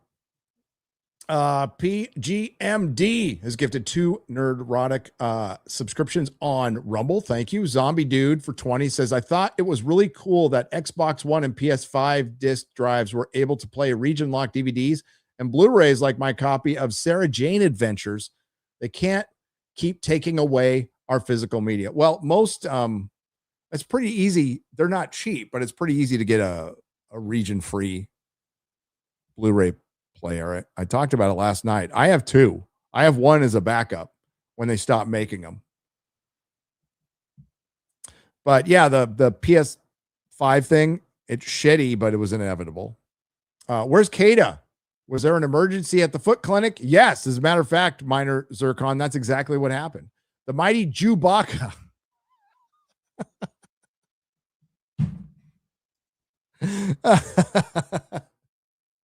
I'm going to try the new Halo, but I cannot get my hopes up after Hollywood and gaming have destroyed my favorite games and movies. Yeah, don't give them the benefit of the doubt. For sure. All right, we're going to head over to Real BBC. Real BBC.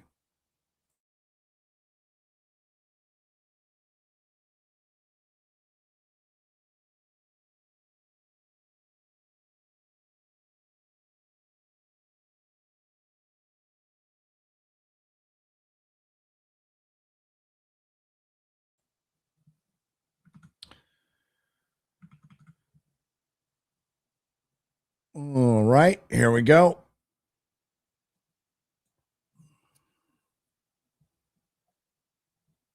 And this is from Drunken for $5. Says someone should make an edit where when we hear the authentic ancient synthesizers, it'll just be the intro to EVH's Jump. Maybe. Because apparently they had synthesizers back then, but they didn't have orchestras. Pepsi Man for $2 says, I got the top comment on Mr. Big Nose's previous stream saying, Childless Four Eyes calls married men with children incels. I commented on his newer stream about you guys, but it doesn't show up because he banned me. Well, are you surprised about that? Yeah, apparently he fired up another stream in response to our response. I'm not going to get caught in that thing. He looked a little rattled. Just going to say he looked a little rattled from it. So, whatever. Don't start shit. I don't start shit. I will counterpunch, but I do not start shit. Z Pedish for $3 says, invite Metatron on to discuss the Odyssey either on EFAP or FNT or whatever. He will be on FNT on 7/17, the day after the Odyssey comes out. He is our guest. Anonymous for $5. I can't wait for the fellowship to take turns at deconstructing the Odyssey. I saw a good one today, Odyssey. That was good. Yeah, it'll be fun. Again, this is a story I have read and most recently listened to, but it's not something I've read over and over and over again, so I can't recall it like other stories. But I certainly know what happens. And I may know what happens inside Chris Nolan's Odyssey, plot-wise.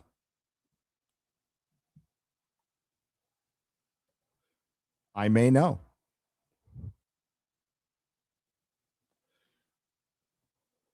But I have no idea like how it's going to do box office wise, because I think normies love Nolan.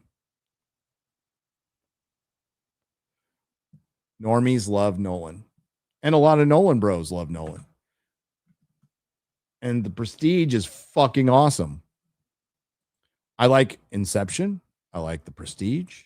I like all not all the Dark Knight movies. No, I like Batman Begins, Dark Knight Returns quite a bit. Love Memento.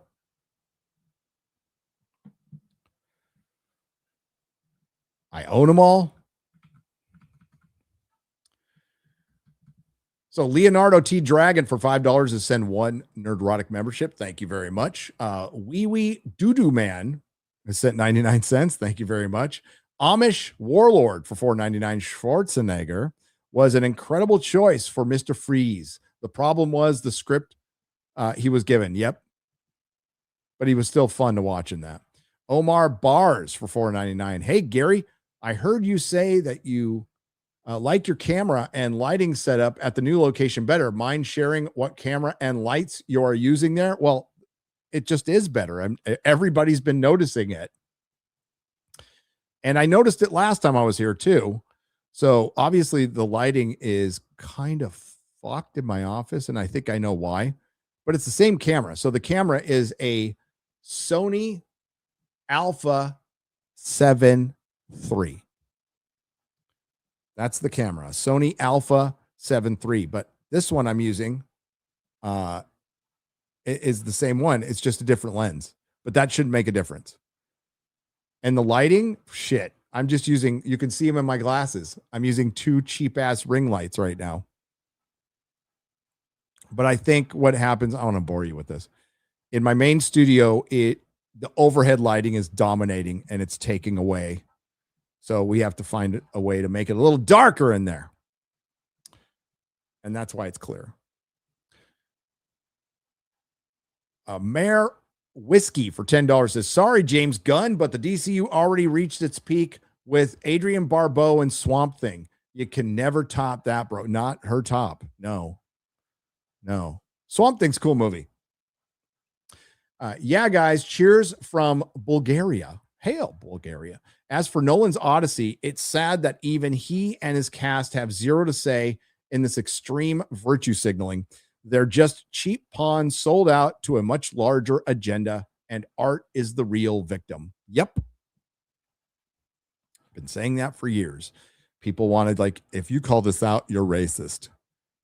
At this point, we just go, yeah. Is it going to make the movie better, though? Is it going to make the movie better? Like, being called that now is like, it means nothing. It means absolutely nothing. Please share your argument that backs it up. That'll make it a better movie. That'll not make it distracting in the press and give it bad press prior to its release, because a studio is a business. It is show business, not show friends. And they want to make money. And you want to put yourself in the best position to make money. You can hire Lupita Nyong'o in 1,000 other movies, but you did it with this one, with this particular character for a particular reason, and you did it to cause controversy. And now you got it. Are any of you getting Amazing Spider-Man 1000? Asks Jose Taco for $1.99. No.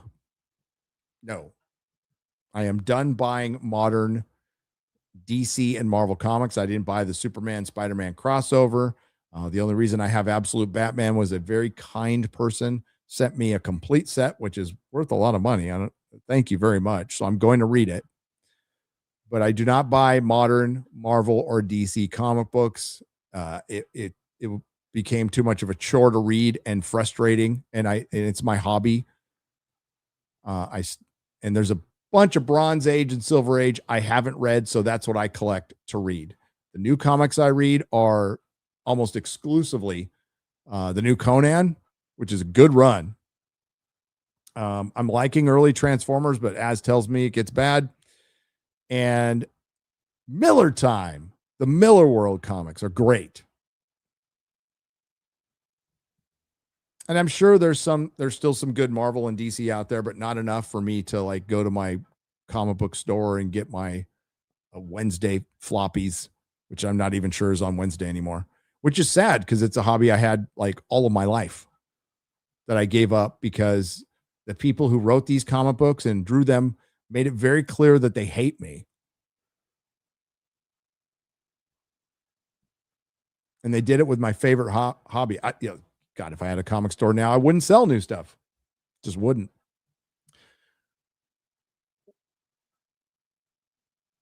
Hi, guys. House of the Dragon. It's turgid. The only way I can describe it. It's turgid. House of the Dragon is Jump the Dragon. Drinker just recently asked like on a genuine question because he hasn't dipped into season 3. Like, is it worth it?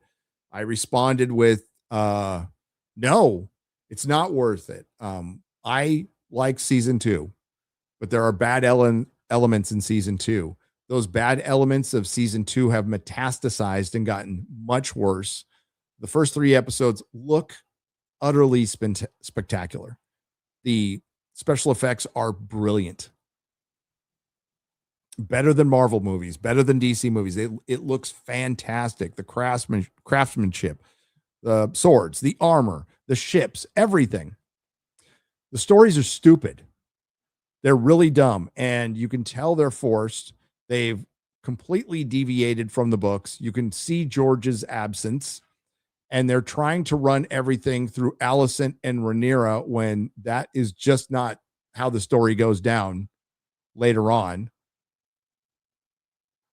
And Alicent's supposed to be a prisoner locked away. They're going to eventually put her on the fucking council, I hear, which is just insane. Now, they are doing a good job of making Rhaenyra look stupid, but I think it's just so they can give her her hero moment next episode. One moment.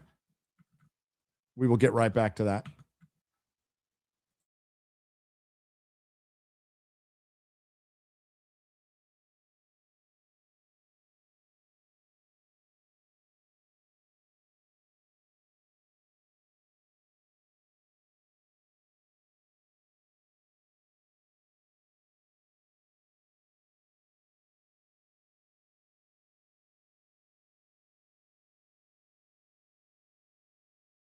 Yeah, just take the FJ. Safe travels. Wife is leaving for a couple days. I had to say goodbye. Sue me. Where was I? House of the Dragon has jumped the dragon, and they have run everything through Rhaenyra and Alicent when it doesn't belong there, and it very much comes from the perspective of just the women are the victims of this system of monarchy when everybody is. And you can clearly tell that the writers are rooting for Rhaenyra when they're not supposed to be. Like, you're not supposed to be rooting for anybody. They're all pretty horrible, and Rhaenyra's pretty stupid. But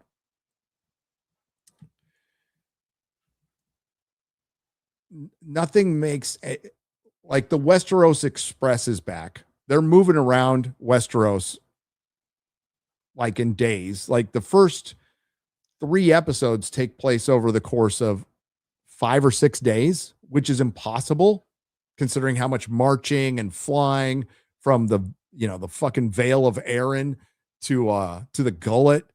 That takes time. But marching takes way more time. They're cutting out major battles so we can have more scenes between Alicent and Rhaenyra. And she's just doing stupid shit. So it's a frustrating watch. There's still moments that are cool in it that I like. But it's going down. It's going down.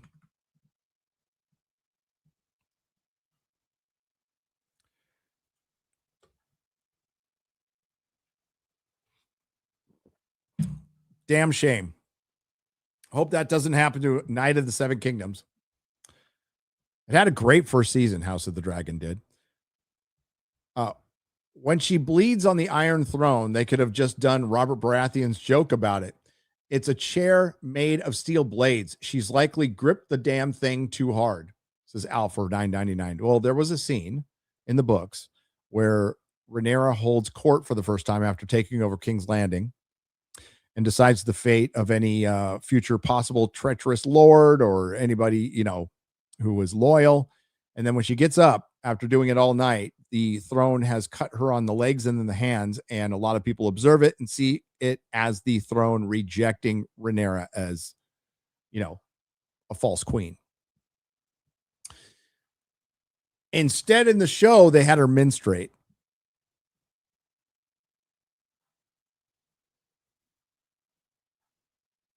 Oof. Is that kid from the Lollipop Guild in the Odyssey? Yeah. Surprised you didn't call her Millie all euphemism in the Supergirl review. I called her Millie all cock. I did quite a bit. Dark Knight Rises would have been better if they combined Nightfall and Battle for the Cowl. Maybe it would have been better if, Jesus Christ, that third act too. There's a lot you would have to fix. Let's go Argentina. We suffered like a bitch, but we won. Hail Argentina and Zen Zoltan. I think Odyssey will have a massive opening weekend, but a terrible, terrible word of mouth. We'll see. I think it'll do well in its opening weekend. I do. When I watched Charlie and Pym on Smiling Friends, I think the animated adventure of Gary and Mahler. Mahler showed me some Smiling Friends. I liked it. It's good. It's weird. It's a very weird cartoon that I enjoyed. Nowadays, movie trailers are too long and often spoil the entire film. This is true. So, I mean, credit to the Odyssey if they're just saving all the best for the movie. And, we just go in the movie and we got, man, those trailers didn't sell it. This thing is fucking awesome. That could happen. Dread for $5 says, I'll forever curse Hollywood for not making an Odyssey movie with Sean Bean after Troy. But it would have been like godless. And we don't know how many gods are going to be in this. I mean, I'm sure the casting is secret, but are they going to have a Poseidon? Right? Are they going to have a Poseidon? I mean, there's gods in it.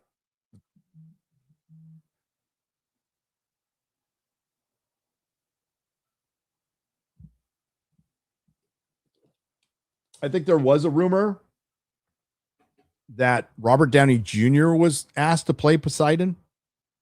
And I wouldn't be surprised to see a cameo. Like at all. Very distracting that Holland, Zendaya, and Bernthal's at least like Greek passing, right? Will be in both the Odyssey and Spider-Man this summer. You think it will affect Nolan's movies? Nah. It is funny that Spider-Man accommodated Holland to be in the Odyssey, and then they released their movie the week after. I don't think Universal's happy about that. Sony doesn't give a shit. They know they got a winner on their hands, so they're not worried about a fucking thing. Universal, on the other hand, is like, But Sony's like, you can't bitch. We gave you our guy. I'll forever curse Hollywood for, I read that one. Sulu, she is supposed to have trans warp drive. Scotty, aye. And if my granddaughter had wheels, she'd be a wagon. I tried shoving a wiener in the warp drive, but it didn't do a bit good. By the by, would you have a wee bit of mustard up on the bridge? What's that from, chat?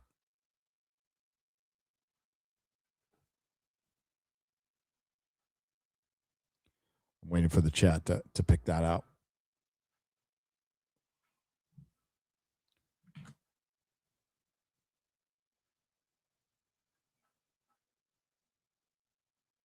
What John Campea rant?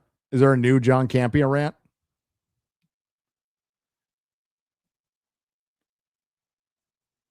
You're close. It's not Star Trekking. You're close. Dr. Demento, that's your hint. Star Trek. All right. Morton was the chick in Minority Report.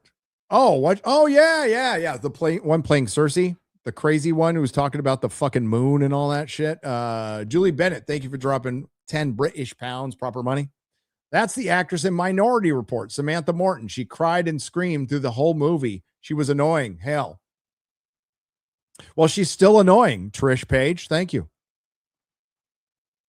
She's still annoying. Thank you, Captain Jerk. You got it. Measured move.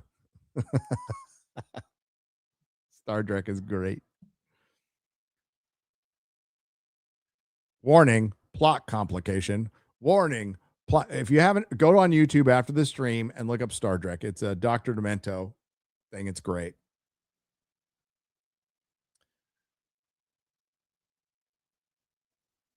Morton was the chick in Minority Report. Not a whole lot of movies adapted from Mists of Avalon by Marion Zimmer Bradley. It sucked. Max Rebo for 5 British pounds. All as the crew in the Odyssey will all die in one way or another. Surely one of the reviews should have said tear jerker. Spoilers. I think you guys severely overrate ratioed trailers on top of the dislike app being very inaccurate. Remember, the Minecraft movie was ratioed to hell. Was it? I mean, you can't use it as a absolute guide for all that. Yeah, maybe it was. Let's also keep in mind on the other side of that, Supergirl wasn't ratioed at all.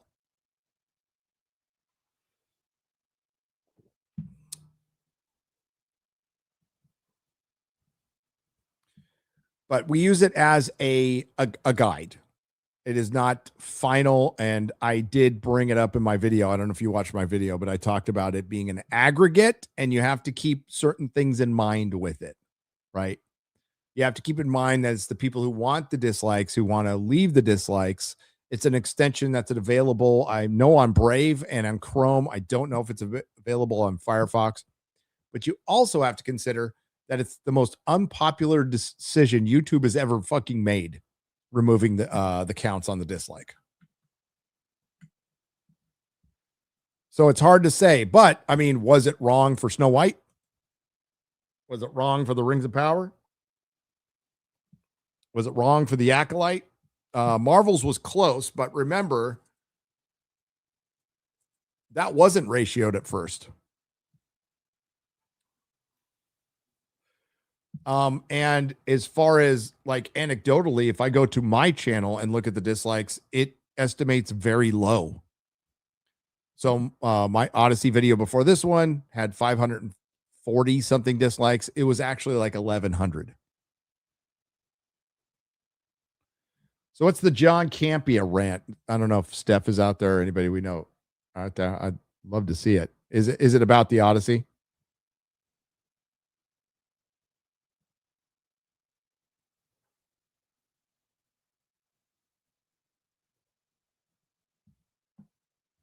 Yeah, YouTube is pussy for taking away that they did it for the White House.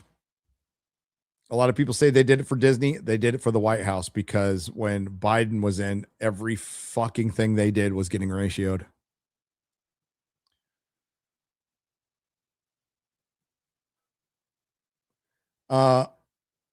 the DEIC will be a flop for Nolan, but a flop for Nolan is still 800,000. If it makes 800,000 would be a flop.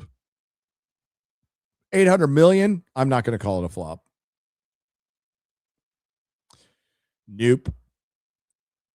Now, if we want to argue underperforming, if there's any cope out there that Universal is expecting anything less than $1 billion, you're crazy. That's what they expect. They look at Oppenheimer. They go, well, if that fucking movie made almost $1 billion, then the Odyssey by Christopher Nolan should, with all this star power outside of the crazy casting. I think people are, I read that one. Lupita Nyong'o supposedly went to Yale Leering Center. I think it was the Somali branch of Yale. Just shows you how they have all fallen off. It's all bullshit. I know this mortifies people in institutional learning facilities, but unless you're learning something practical like being an actual scientist, not a fake one like archaeologist, but an actual scientist, or physicist, or a doctor, something like you with practical application and a skill, I respect all that. Or trade school, where you learn how to be an electrician, a mechanic, a welder, that's real shit. But then when you're dealing with what Lupita got, a master's in fine art. Well, what the fuck's that? It's a very expensive piece of paper. That's meaningless. Insert any word and that's followed by studies. Fucking useless. Can you imagine Tom Holland, Timothy Chalamet, Sydney Sweeney, and Mia Goth meet Swanzo? He gassed up the Odyssey. That's what they think that will happen. Timothy Chalamet can act. I'm going to give the kid that he was good in that Bob Dylan movie. He can act. I'm not too sure about Tom Holland outside of being just Tom Holland. We will see. Matt Damon's a good actor, not right for Odysseus at all. The Viking Kangaroo for 10 Australian dollars. Lupita Unbongo trying to call Homer a misogynist. First of all, yes. Second, Homer created stories that lasted 3,000 years. She has been in a few movies that have mostly been forgotten. Hey, she was in the Black Panther movies, bossing around T'Challa. Julian Fuent for $5 says, if WB/DC had any artistic sense, Superman, Batman, Wonder Woman would be period pieces in World War I Depression era and climax with the Justice League versus the Third Reich. That would be fucking awesome. That would be unbelievably awesome. Just having Batman and Superman be in the time they were created. By the way, I scored a fucking Grail action figure yesterday. Absolute Grail. Been looking for this at I'm going to air quote this, decent price for a long time. Arguably, the first superhero action figure ever made. Now, maybe there's some shadow stuff out there I don't know about, but it is the Lloyd novelty toy wooden Superman figure from 1939. Got it.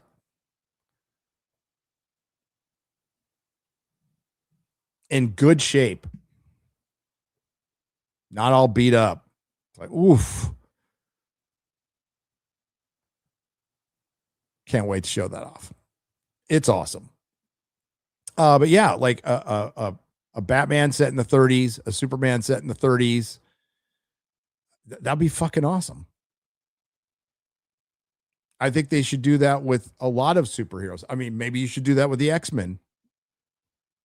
They halfway did it with Fantastic. See, like there was some good ideas behind Fantastic Four, setting it like a Jetsons world.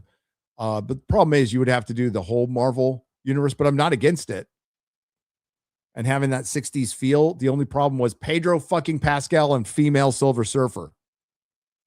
And then the women defeating Galactus. Ugh. But the Thing looked good. Didn't sound great, but he looked good. Considering the state of non-anime comics, what are the changes of DC? What are the chances of DC and Marvel merging? 0. Less than 0. That would be Warner Brothers, which is now Paramount, so it'll be Mount Bros, giving up still a wildly valuable IP. But giving up Batman. They'll never fucking do it. Aided Clock for $5. Would you rather Ben Reilly or Miles Morales replace Peter Parker as Spider-Man? I'd rather nobody replace Peter Parker as Spider-Man. Period. But I'd be more interested in seeing Ben Reilly's story.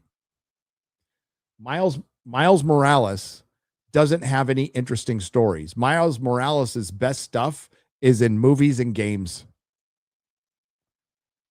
Miles Morales does not have a seminal work, a seminal run. Miles Morales doesn't have a continuous comic book.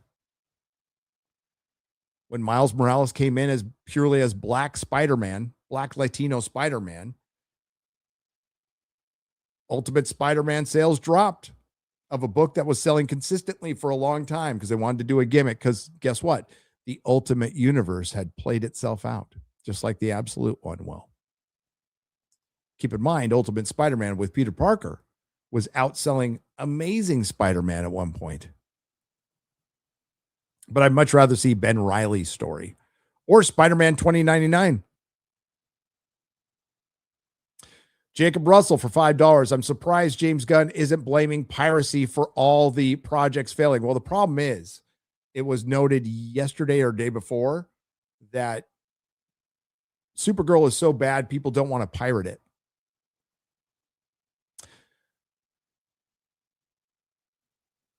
I don't know how to pronounce this name. Does Galenio Ruda play a big part in Odysseus's member? I don't know. The Glazers are ready to compare the Odyssey to Lord of the Rings. We were looking into that, and it's just one. It seemed to be just one account trying to create engagement. We haven't found any evidence, and this is through Disparu and My Nerdy Home, unless something's changed. Steph, thank you, by the way, for getting me that. Oh, it is an Odyssey rant. Okay, we'll look at that in a second. Yeah, we were looking into that, and it looks like it's just some engagement farming on Twitter. Nobody actually said that. They were saying that with Dune, and I can say after watching the first 2 Dune, that is definitively untrue. Dune is not as good as Lord of the Rings.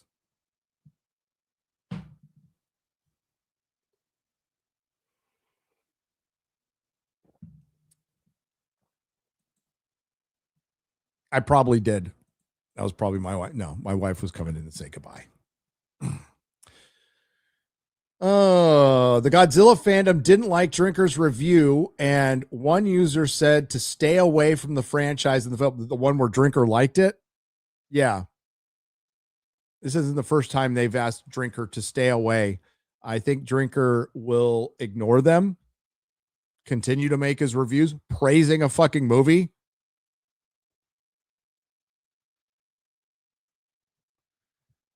And it ain't your fandom. Rachel Leishman wanted me to stay away from her Doctor Who fandom, for which I responded, show me your Doctor Who collection, please. By all means. I'll show you like 1/100th of mine. And I did, and I'm still waiting for a response. Then her response is, anybody could just buy stuff.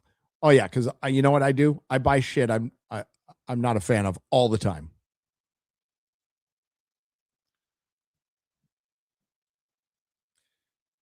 Yeah, Godzilla -0 looks pretty fucking cool. And Drinker will review it and give an honest review. Celebrating my birthday with you guys. Happy birthday. Can I get happy birthday greeting from my favorite hot X gamer X-ray? Correction from Gary. Happy birthday. Happy birthday. I don't know about hot. This is the same stream which correctly pointed out that I'm olding in real time. Yep. Happy to do it. Just a dude for $10. Wasn't it Lupita who said it was important to accurately represent the fictional country of Wakanda for blood? Did she really say that? Can we does that quote, Steph, for you out there? Can you find a quote? It's probably Lupita talking about accurate representation or talking about representation within Wakanda. I don't think she actually thinks it's a real country considering she's from Africa. But if she is talking about authentic casting, that would be interesting to bring up. And yet she gets to play the Greek Helen of Troy. Talk about hypocritical. Well, Hollywood's hypocritical. Hollywood's hypocritical.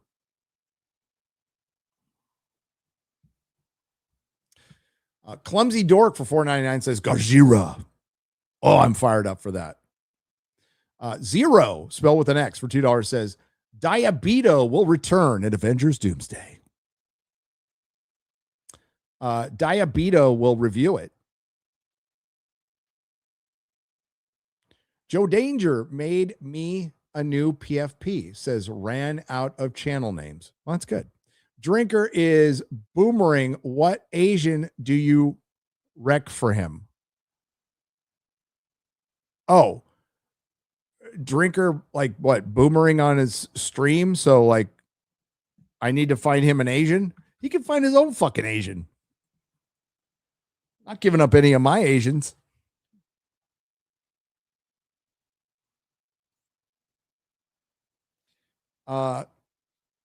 Drinker doesn't boomer very often, so I don't think he needs an Asian.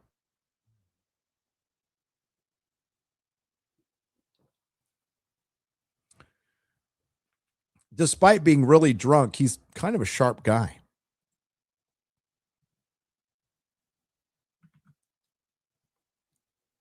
But no, he can find his own fucking Asian. God bless Drinker. Love Will. Dr. Schlurpo for $5. As a qualified and certified doctor of Schlurpology, I concur that the laughter from the hosts of the BBC is extremely therapeutic. Love you all. Well, I mean, that's what we do. We laugh. A lot of the cope is like, stay mad, stay angry. And it's like, that's my secret. I'm never angry. I'm just not. It's funny. It's funny to watch an industry with all the resources in the world, all the money in the world, all the time in the world, continuously fuck things up beyond all recognition and still think that they are the pinnacle of art, still think that they are the creme de la creme of filmmaking. It's funny. It's funny to watch a bunch of people, again, who roll out of the rack thinking they're smarter than you, be dumb as fuck with all of that money. I find it hilarious. Casting Lupita Nyong'o as Helen of Troy is fucking funny. Casting Black Snape, it's funny. You might be frustrated, but it's fucking hilarious. And nobody thought this through. Nobody thought any of it through. Nobody thought, what are the memes going to be like? And I'm glad they didn't, because we've gotten so many memes that have made me laugh. I've gotten more laughs out of the Odyssey and Harry Potter's Black Snape casting than any comedy Hollywood has produced over the last 10 years.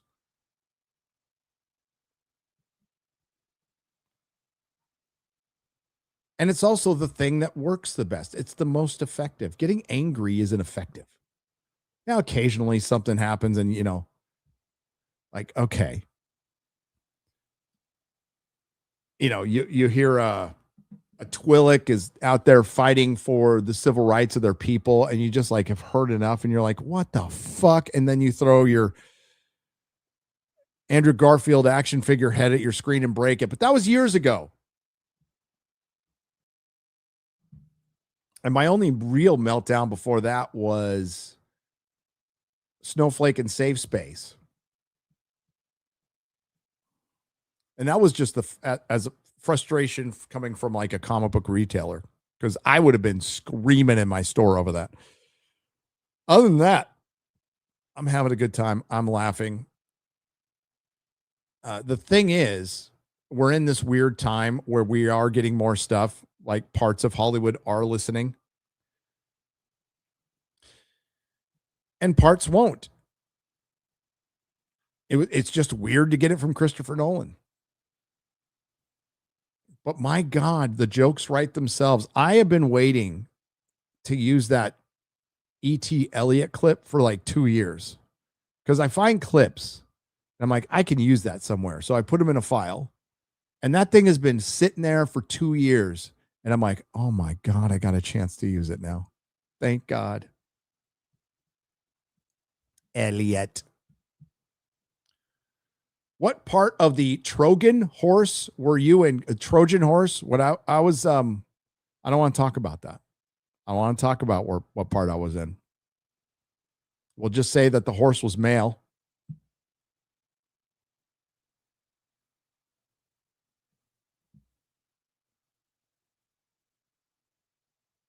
And by the end, I was hoping the fucking Trojans won. That's something I don't talk about.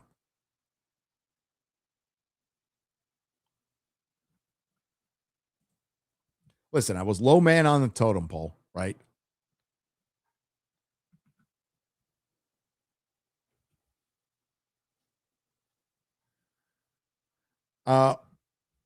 Whoa, codename, the cleanser reference. I authored the UK release Blu-ray and DVD. I have never heard of it before across my desk and or since until now. And it's called Whoa, codename the cleaner. I don't know what that is. Charlie Brown is a winner for $5. Lucy Liu is in the Cedric the Entertainer movie. 2. Is Mahler just looking at Lucy Liu's IMDb page today? Yeah, Lucy Liu's hot. So King Feanor, Alpha Chad of Middle Earth for $5 says, good morning, guys. Nolan's Odyssey isn't making it past 650 million. It'll make just above his post-Batman average. I don't think that's a bad guess. I think that's a guess. And I know you took some time looking up his averages and stuff. And I don't think that's a bad guess. Like, I would tell you if I thought, like, if I think it's going to flop, I'll tell you. I honestly don't know. It could go either way. Because we've never really seen Nolan and his fandom be tested like this. And we never had to see it. It was totally unnecessary, but now we are going to see. And we are either going to point to it and go, that is the power of Nolan. That motherfucker make $1 billion and he cast Elliot fucking Page. Which is why Hollywood's going to be pointing that going, look, the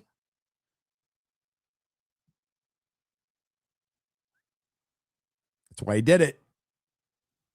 It was way more than awards, something far more important than a singular award. But we will see. Well,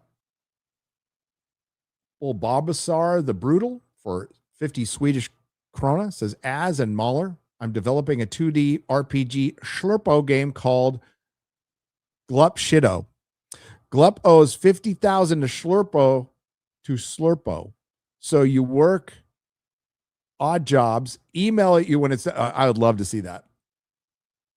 I would love to see that. Bubba Doom. It's all fun and games with Ray Pittler. Things get serious when Sodom shows up. Shiver. Bubba Doom. I have a bone to pick with you. Bubba Doom. So I went on eBay and I follow Ralph Bakshi, and this is all Tom Connor's fault. I wouldn't even have known about this. And he's like, a couple of years ago, he's like, Ralph Bakshi's like selling cells of his Lord of the Rings movie, and he signs them, and they're like, relatively inexpensive for what they are to me anyway. So I went down a rabbit hole and bought like 7, and I'm like, okay, I'm done. Then he just throws up the greatest Gandalf one of all time. So I nabbed it, and I kind of hinted that I nabbed it. And Bubba Doom, that's my wife. That's my wife. What does Mrs. Nerdrotic think about? Well, we found out afterwards. Bubba Doom, what are you doing? You broke the dude code. I love you, Bubba Doom.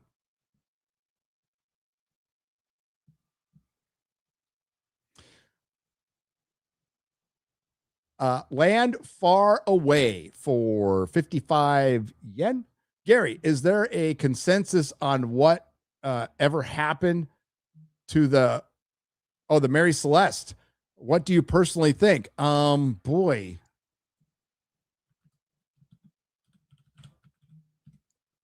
That was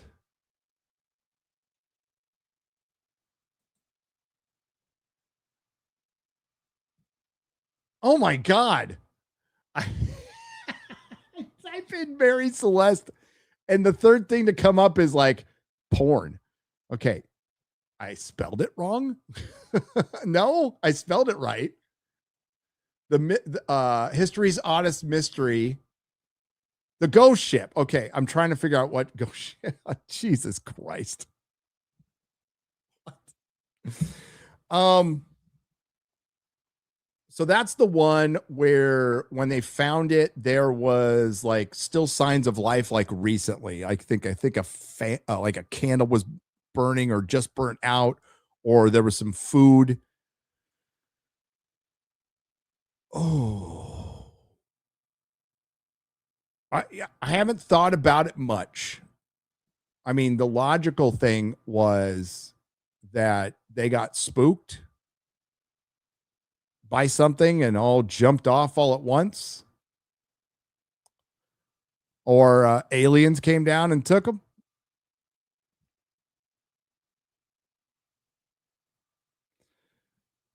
But it feels to me that the crew got spooked by something and bailed, like in a hurry. Now it couldn't have been like a rogue wave or anything, because like there was still like food on the table, so there was no signs of it getting thrashed. Remember when rogue waves were considered just lore and bullshit? They're not. I'm glad Jeremy canceled the cruise. I've been on cruises. I've enjoyed them. I've been on a Carnival cruise, but this was 30 years ago. Okay. 30 years ago, and enjoyed them immensely with one other person. Right. But there's a lot of shit that can go wrong with cruises. You can get that flu that you get on the boat, rogue waves, which is about as likely as happening as a plane crash, but it can happen. Yeah. He's got a better plan B going on. He'll talk to you about it when he's ready to talk about it. I think it's way better.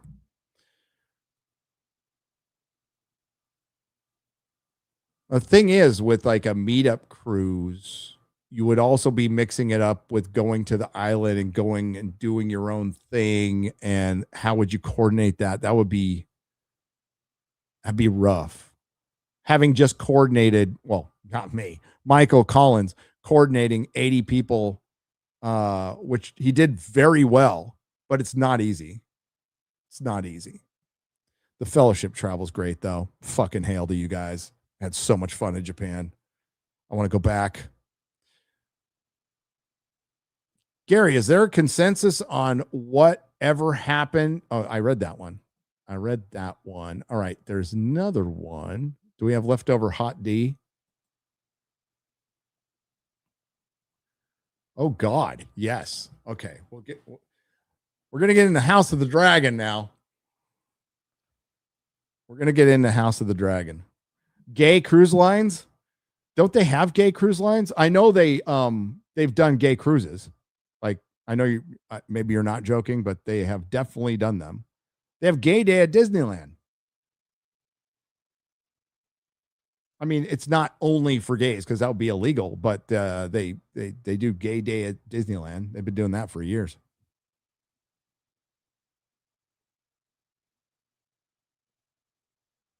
Now I had fun on my cruises. I went, saw some awesome islands, did some awesome things. We went to Aruba like just a couple of months after that girl disappeared.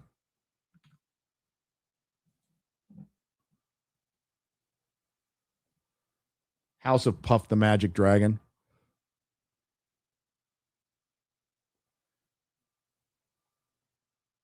Disney was a communist? Walt Disney? No. Oh, God, no.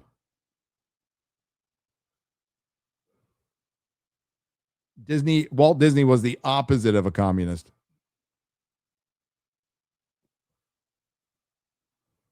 I was reading the chat. I didn't say I had fun on my gay cruise. Chat. I mean, it is awfully suspicious that I lived in the uber gay part of San Diego for a long time and lived in San Francisco for 18 years. I mean, if you want to call me out on anything, call me out for that. I've told the story before, but when I got divorced from my first wife and my dad died, I needed a change in life. So I moved up to San Francisco to be with Melissa. And I told, if Scott Edwards, if you're out there, I know you listen sometimes. Hail, brother. It's the guy I worked with at Acura of Escondido. So I told everybody, yeah, I'm quitting my job and moving to San Francisco to be with Mel. And they're like, what?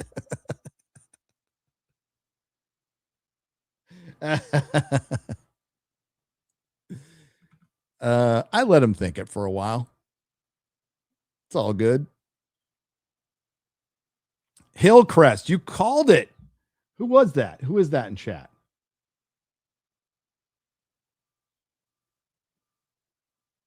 App Scalar Sale? You called it. Hillcrest. I lived in Hillcrest. And listen, the grocery stores are clean. The food's pretty good. At the time, zero crime.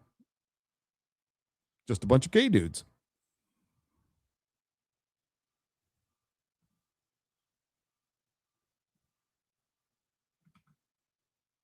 Hillcrest is nice. And super gay. Super gay. My old comic shop was there. It's gone now. May it rest in peace. Comic shop owned by a woman back in the 90s. Called On Comic Ground. On Comic Ground. Sorry, off topic. Was there any announcements for San Diego Comic-Con this year? I will not be going. I thought I was going to go, but now I'm not needed, so I'm not going to go. Comic-Con is awesome, and if you haven't gone, I think you should go. It's a nerd mecca, for lack of a better description. It's still widely considered the best. Now, I went to a bigger con this year and had a very good time. MegaCon's awesome, but it's not the same as Comic-Con. Comic-Con's brilliant, and yes, I could have gone to Hall H and see the Doomsday. I don't need. I've been to so many, and quite frankly, the back issue market has dipped a little bit to where you can get them pretty. That's the reason I go. By the way, that's the reason I go to Comic-Cons. Like I'll do all the appearance stuff, but I go there to shop. But the back issues are overpriced. There's not as many. There's more than there used to be. It will be back on a Hollywood focus this year. So I don't feel like I'm missing anything. I've been there enough. So I'm going to skip it.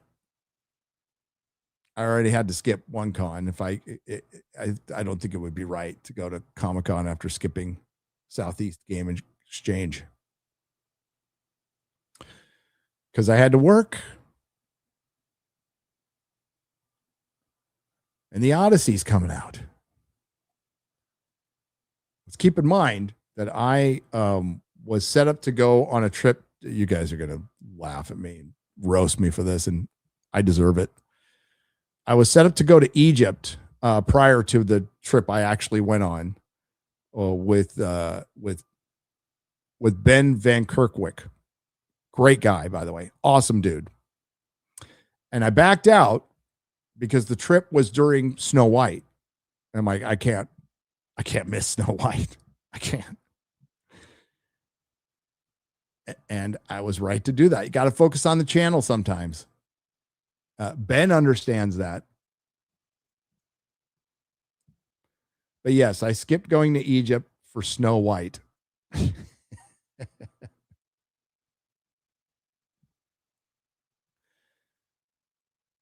2 million view video.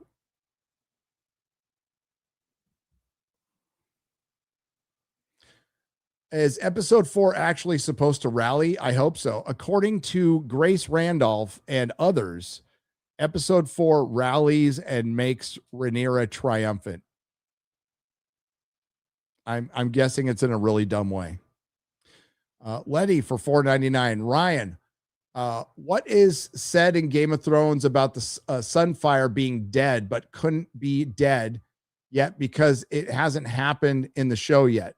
So Ryan was discussing Aegon's dragon, Sunfire, was said to be rotting, and that can't happen because, sorry, spoilers, Sunfire has to be alive. Sunfire has to be alive. It's very important for the end of the story that has been recounted by Joffrey in Game of Thrones. Also, if you ever watch the animated extras, the history of A Song of Ice and Fire and Westeros, which are great, by the way, they're narrated by former cast members. You see the end of the dance with the dragons, and Sunfire has to be alive. So Ryan, correctly so, said it was a red herring, and it looks to be a red herring, and we're going to see Sunfire in the next episode.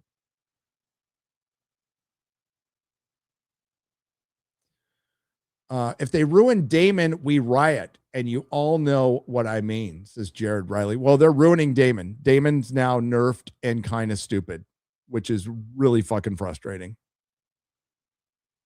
Gary, did they cut out Rhaenyra being cut by the throne? Yes.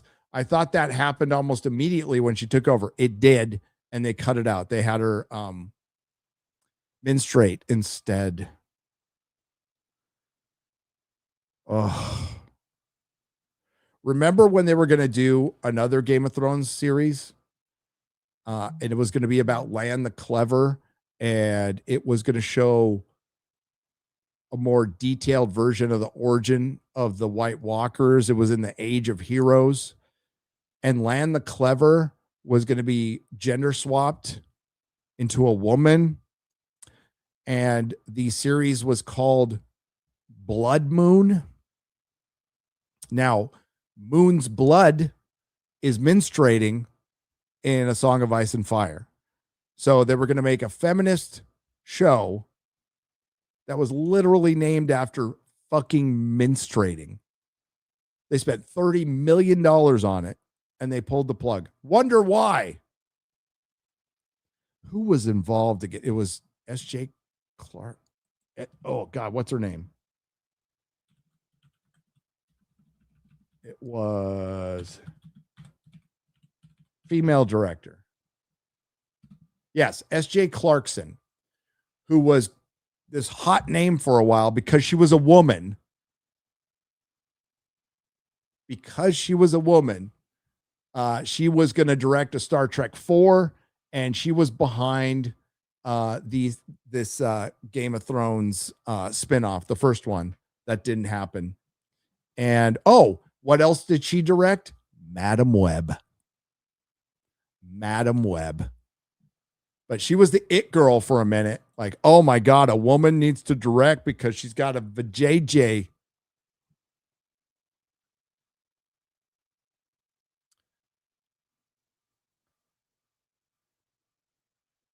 Biggest mystery, are those rats Loris Warging? Funny. Yeah. We thought that for a while, but no. America, this is what it'd have been if Kamala won. Yapping Tom. Yes. I mean, man or woman, Kamala Harris would have been fucking terrible. She's a drunk and she's blown her way to the top. I lived in San Francisco. I remember when she was DA. And even people who sided with her, air quotes again, said, oh yeah, she blew her way to the top. Everybody knew that. And she blew Mayor Willie Brown. Willie Brown, who used to be the Democratic head of the Senate in the state. And I'll give Willie Brown credit. Corrupt as fuck, but got shit done. Got way more done than Gavin Newsom. Like he wanted to, bury all the power lines that were mucking up the neighborhoods. And he did it for the rich neighborhoods. He got it done. Didn't do it for the black neighborhoods. It was part of the beautification of San Francisco. They were supposed to do it everywhere. And didn't do it for the black neighborhoods, even though he's a black man. Did it for the rich neighborhoods. Again, corrupt as fuck, but got shit done. And while being a Democrat, he was still a capitalist, believed in business and making money. So, yeah, I have my complaints about him for sure, but Gavin was way worse than he was. And I'm forgetting his name now. The Chinese guy who took over for Gavin, who died and then gave us, oh, fuck. Why am I forgetting his name?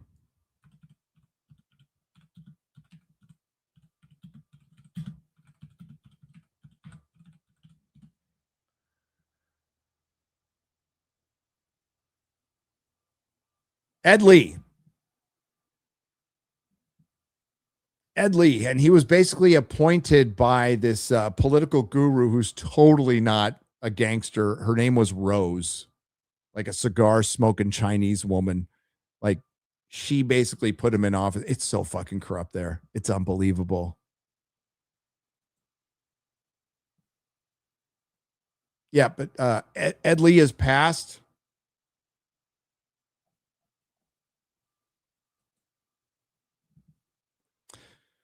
I forgot who the mayor is now.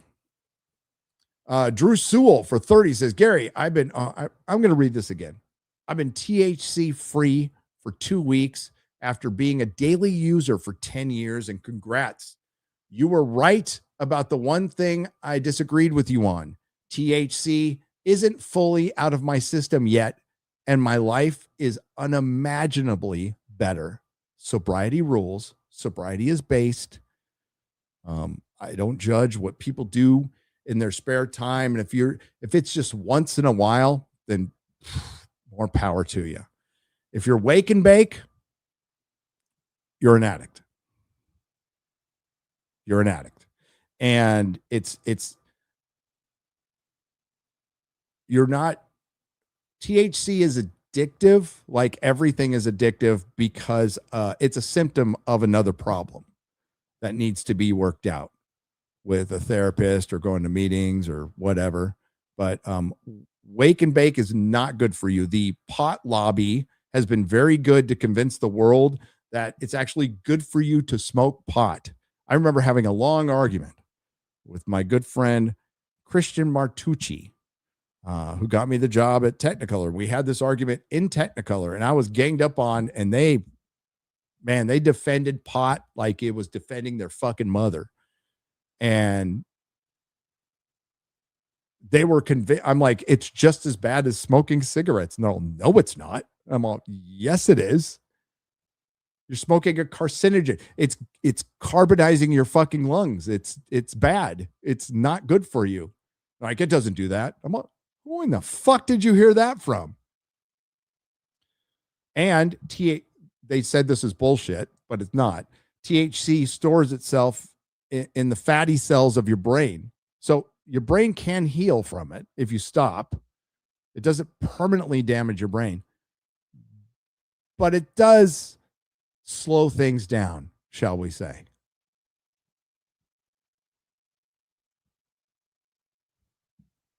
And they're making it legal because supposedly they can tax it, which they've never remember and I thought it was a good idea too.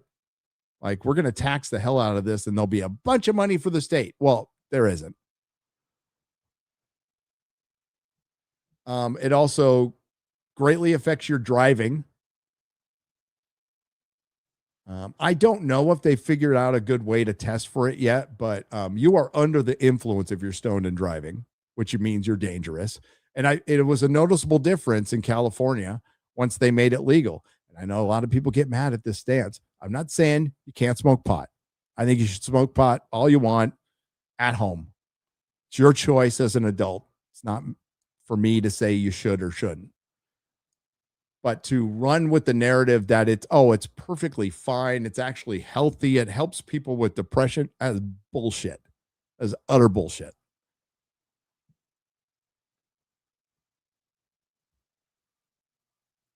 So I hear Joe Rogan sometimes. I'm like, oh, fuck.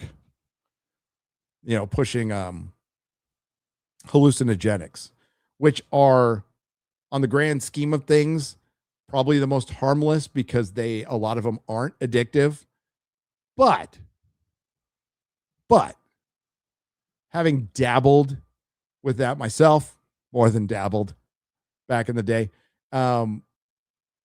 if you are prone to depression, if you any one of the what's the one I was it is any kind of I forgot what the term was. I'm looking for a term and I can't think of it right now because I probably smoked too much pot when I was a kid. But if you're prone to depression, it's fucking horrible for you. Hallucinogenics can be horrible and dangerous. But you know, the micro dosing of shrooms and stuff, helping with PTSD. Like, I don't know about that. You know, if it's controlled and stuff, I don't want to speak on that because I don't know. But I do know, like, dropping acid, mescaline. Whew, yeah. You got to be in a good mindset for that. And it's just best if you didn't. Biggest mystery are those. I read that one. 2 for 2 episodes in a row. Rhaenyra is an insufferable cunt.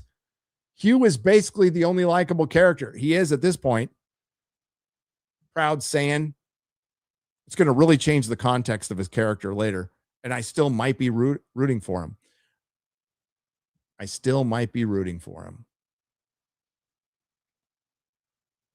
It's because I'm black, ain't it? Says Corliss. I'm surprised he didn't say that, Jake Skywalker. So they took the fake kid, forgot about the dragon. Yeah, so they took a fake Daron, and they didn't bother to check. All they had to do was have him walk up to his dragon, and if he doesn't get it, then that's his dragon.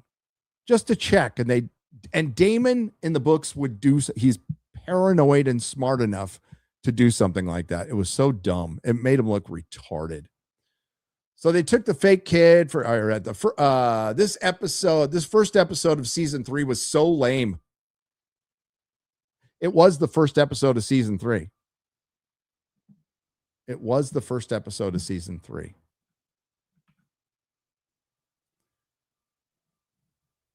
We need a Blue Beetle sequel. Out of well, let's talk about this for just a moment, shall we? Out of the DCU slop that came out before, or DCEU slop, or what is it? What's the one in between the DCEU and the DCU? the DC EEU, whatever. It's the stuff that's still Zack Snyder's imprint, but without him trying to make it Marvel.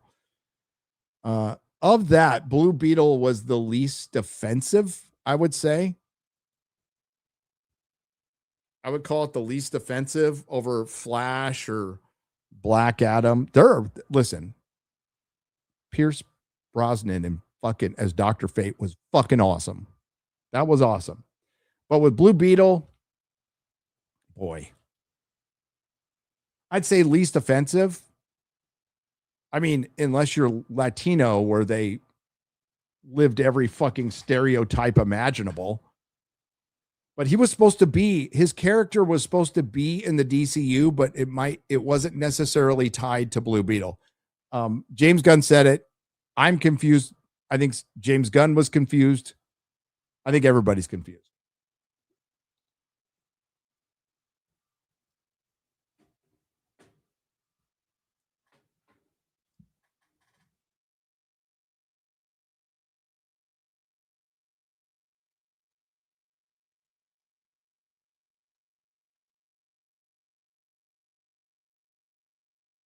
Oh, Steph, you found it. Bless your heart.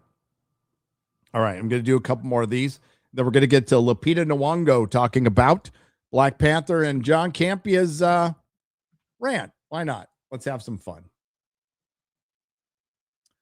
The 20-minute animated lore video from Game of Thrones special features is better version of this story than the show. All right.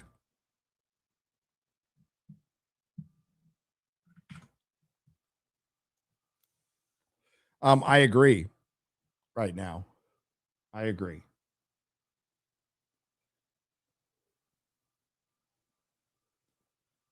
I agree.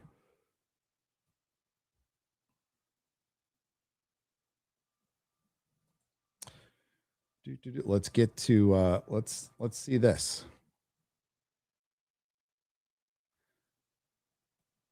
Let's see. Whoopsie doopsie.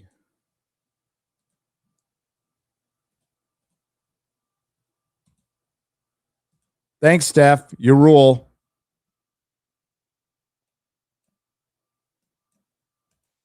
Well, Nakia is a war dog. She is a Wakandan spy. Wakanda is, of course, a nation, a fictitious African nation that preserved itself from the assault of colonialism, and so it has remained independent. It kept itself from being colonized by being an isolationist ethno-state that allowed the other African nations to starve and be colonized. I mean, based, but Independent over the years. It's a secret society that nobody knows about. And so Nakia's job is to go out into the world, observe what's going on, and report back to Wakanda so that they can remain on top without anyone knowing that they're on top. Now, there has in the past been a degree of frustration about how Africa, the continent, is portrayed on screen and cinema. Do you think that this is a sign that we are moving, there's a shift in how we view Africa? What Black Panther shows us is that there is a whole host of people who get the misrepresentation that Africa has had and who respect the continent, want to reinvestigate the continent and re-represent the continent. And that's important to me because I'm all about the demystification of the African continent. You get to decide what kind of king you are going to be. You know, oftentimes the African continent, when it's portrayed in cinema, it's very general, and we were all hell-bent on it not being general. So the fact that, you know, our fictitious African nation speaks the language Xhosa, we needed to learn that language. We needed to, you know, get the accent in English and everything. Though it's a fictitious nation, it is brought to life and derived from real African cultures.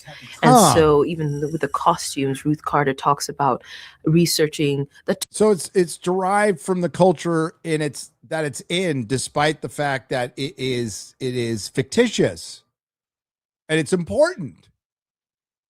So it's important now. Interesting. Tuareg, the Maasai, the Dogon, the Surma, and hopefully there is a celebration in as a result, a respect for these very wealthy and diverse cultures that often just get washed as one thing. Oh, wow. So there's a respect for this culture that gets washed as one thing. Hollywood and current year LA. Yeah, they're showing more respect to a comic book, chat, than to the basis of all comic books, which Chris Nolan acknowledged himself. Let's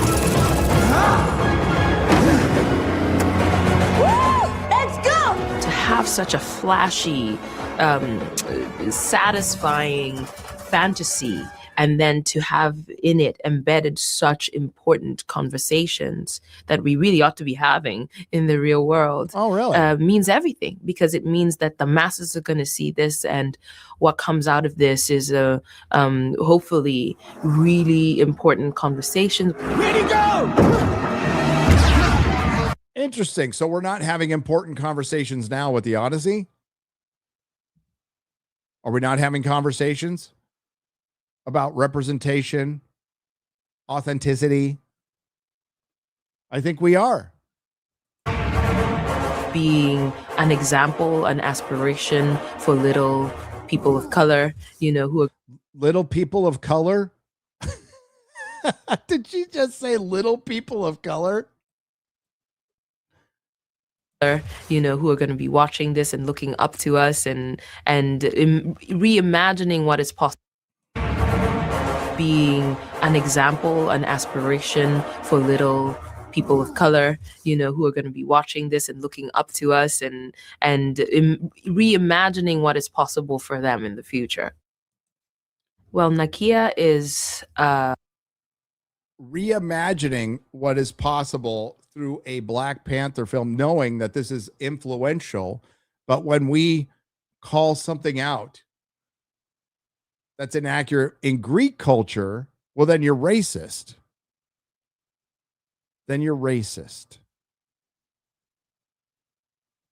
Wakanda is a fake country, and I am an expert on Africa. Okay. I have read more Black Panther comics than Lupita Nyong'o.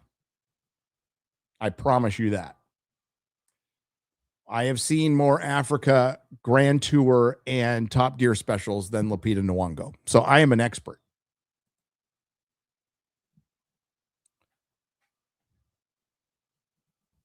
And the reason they came up with this Asgardian futuristic Wakanda was overcompensating. Reggie Hudlin was behind this, overcompensating for a continent that's been around for a long time, cradle of civilization, some say, that has trouble maintaining roads and a power grid for the most part.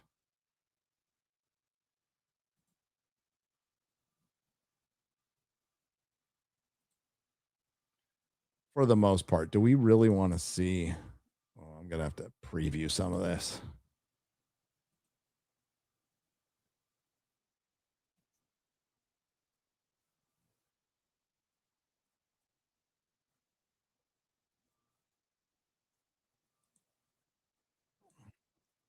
So do you have it set to a certain time there, Steph? So I don't have to watch this whole 14-minute thing.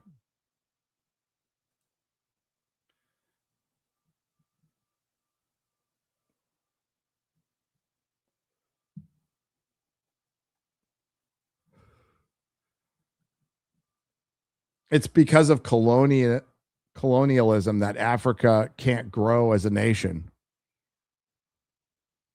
Is it?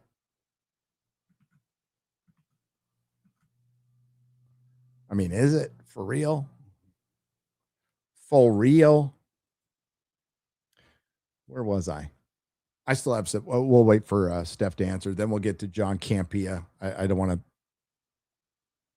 honestly put you guys through that.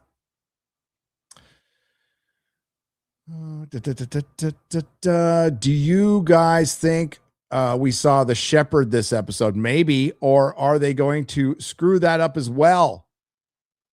No moon of the three kings. Maybe. Yeah, you'd think they'd start setting up the shepherd right now. But maybe later in the season? Maybe. Am I the only one who finds this pretty boring? Also, where does Allison get off thinking she can talk to the queen like that? Classic blaming men, by the way. Yes, you are right. Yes, you're right. So we got the, okay, there's still, I think there's a nooner.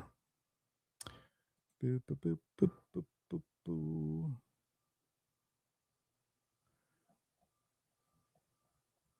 I am double checking.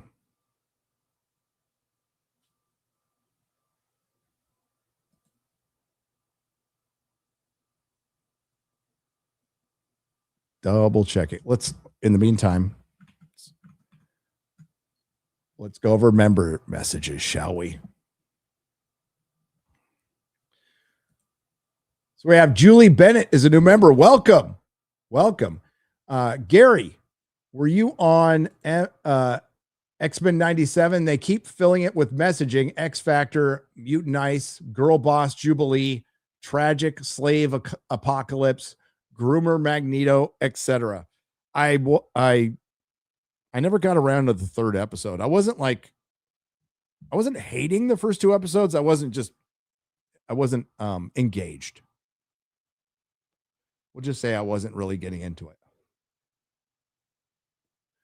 I think Bo DeMeo wrote a couple of the episodes. Nicholas Horton has gifted one Nerdrotic Live membership. Thank you. And so does Gazmat, who's gifted one Nerdrotic Live membership. And also, it's been a member for 3 months. Thank you. Thank you. Thank you. WG Actual has gifted 5 Nerdrotic Live memberships. Hail, brother. Thank you very much. What? The Gentleman trailer is out on the same day as Mobland. Holy shit. Holy shit. Hold the phone. Hold the phone. Hold the phone.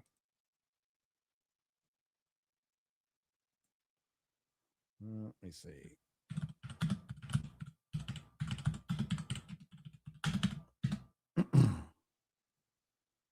Wow. What a day. Here we go. Gentleman trailer. Oh, thanks for pointing this out. You probably pointed it out a long time ago. Here we go. Let's do this. Singer at the end. Is it just Netflix shit? Yeah, it's just Netflix shit. Dude, we're eating good on trailers today. Holy shit.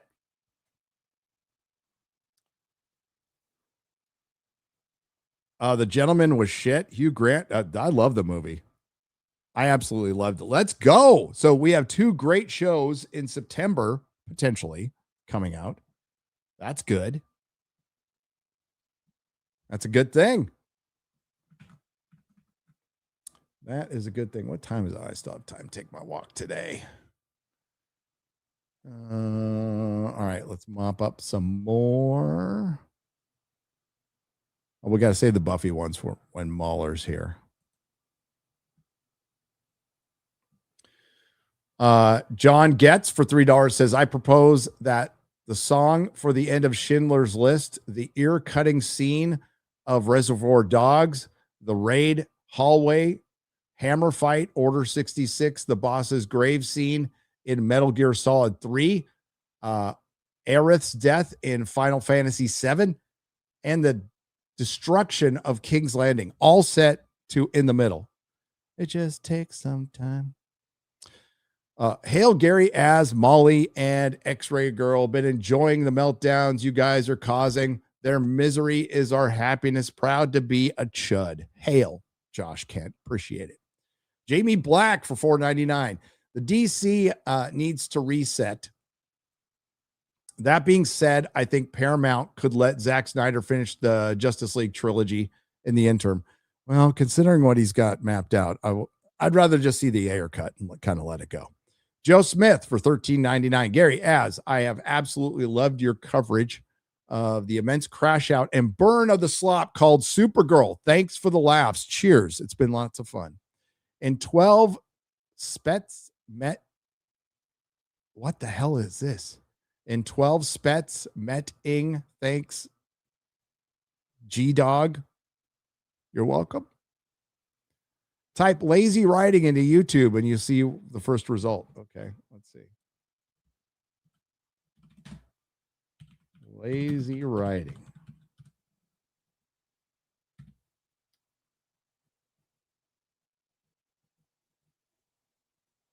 The second one is, well, it's Rise of Skywalker, but they say they name it lazy writing.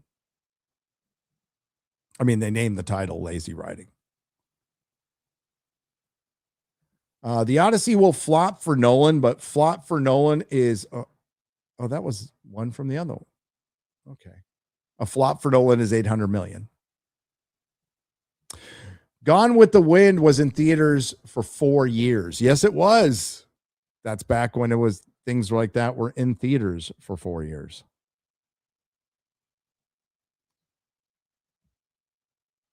I love The Gentleman, both the movies in the series. The movie is top tier of Guy Ritchie's work. I guess it just proves that the old adage that there are no CPAs for taste. This is true. Try to be a little positive, Gary. I'm positive every day. Release the Mall as tape. Oh, I will. All right. I got to turn on some apologies again because I'm alone in the house. I got to go check on the dogs. Give me one moment. Enjoy some music. Where is it? Little feeding the ducks. There we go. BRB.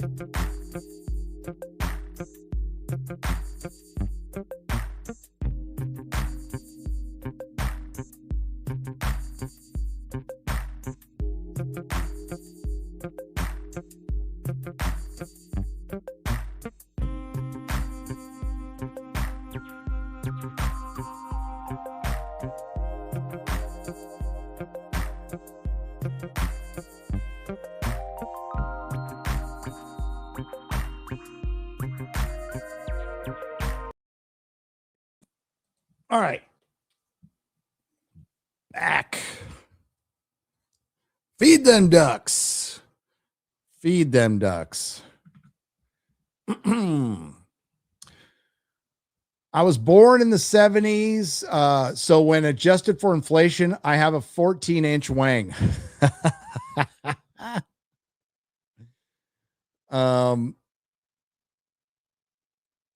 Hi Mahler, retard Avengers EFAP for Supergirl. I don't know if they're going to do an EFAP. I don't know. I know they're doing one this Saturday and I know what it's about, but it's not Supergirl. It's not Supergirl. Based Brits and Euros. I lost my AC unit in a tragic boating accident. Oh yeah. Cause you're not allowed to have them. That's fucking stupid.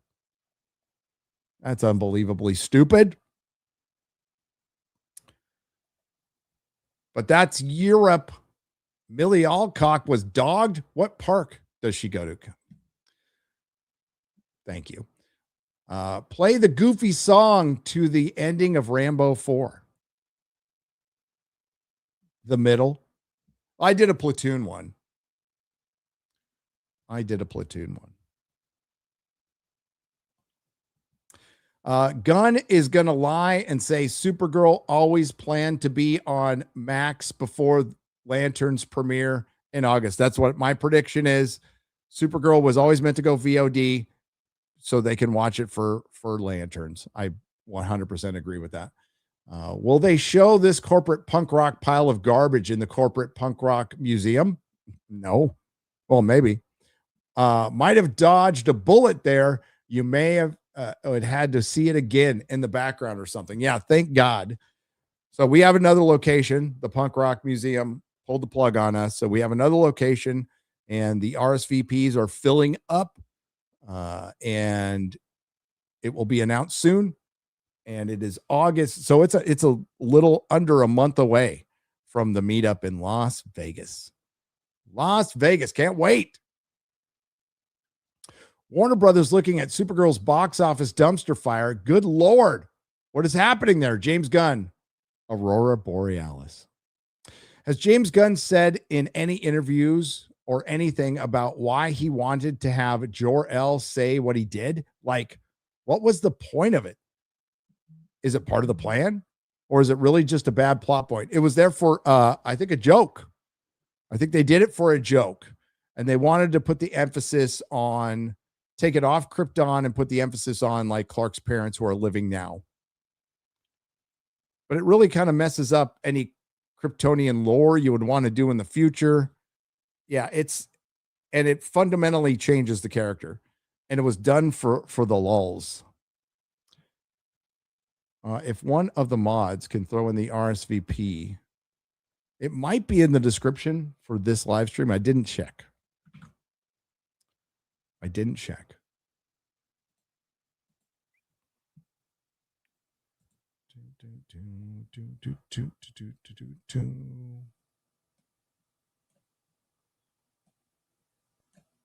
Getting to the bottom of the comments there. Where was I? Do I want to play this? Yeah, I kind of do. Give me just a mo.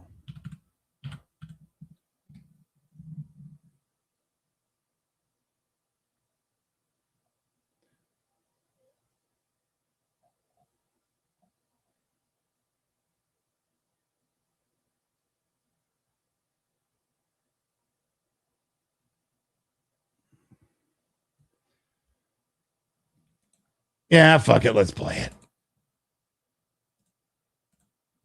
John Campea gives us his thoughts about the anger on the Odyssey. Let's hear what he's got to say. Maybe it makes sense. I don't know.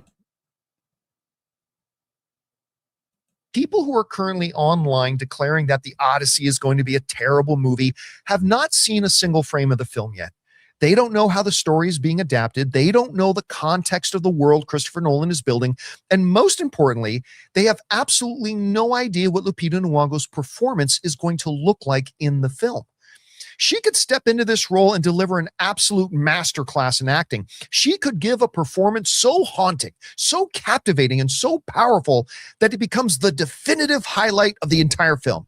It could be an undisputed award-worthy turn that elevates the entire cinematic experience. But the people writing off the movie right now don't know if she's going to be great or not. And the truth, I'm glad that John Campea is here to point out that nobody's seen the movie yet, and we don't know. Now we can look past pattern recognition and seeing what has come before with casting like this and what a red flag it is for their approach to the lore and to the original text. But let's let them continue. truth is, they don't care. They have completely removed performance, talent, and the execution from the equation. They have made a that's your assumption. Maybe some people, but that's your assumption. Very simple, incredibly narrow calculation in their minds. Lupita Nyong'o is black, therefore the Odyssey is a terrible. So I went over it earlier, why you would think this is a red flag. Lupita Nyong'o is miscast purposefully as Helen of Troy to stir up this kind of shit. So you can say that anybody who complains about it is a racist. It makes no sense story-wise. It makes no sense for verisimilitude, something his co-host talks about a lot. And it also shows, wow, what else are they going to do? And that's the part we have to wait to find out.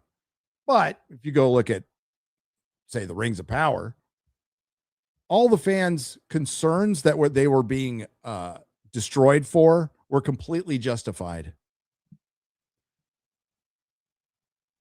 But I'm glad like he broke this down and has a little graph. Movie. That is the entire equation for them. Her skin color is the beginning, middle, and end of their critique. By condemning the film before seeing how her talent serves us. Is he reading this?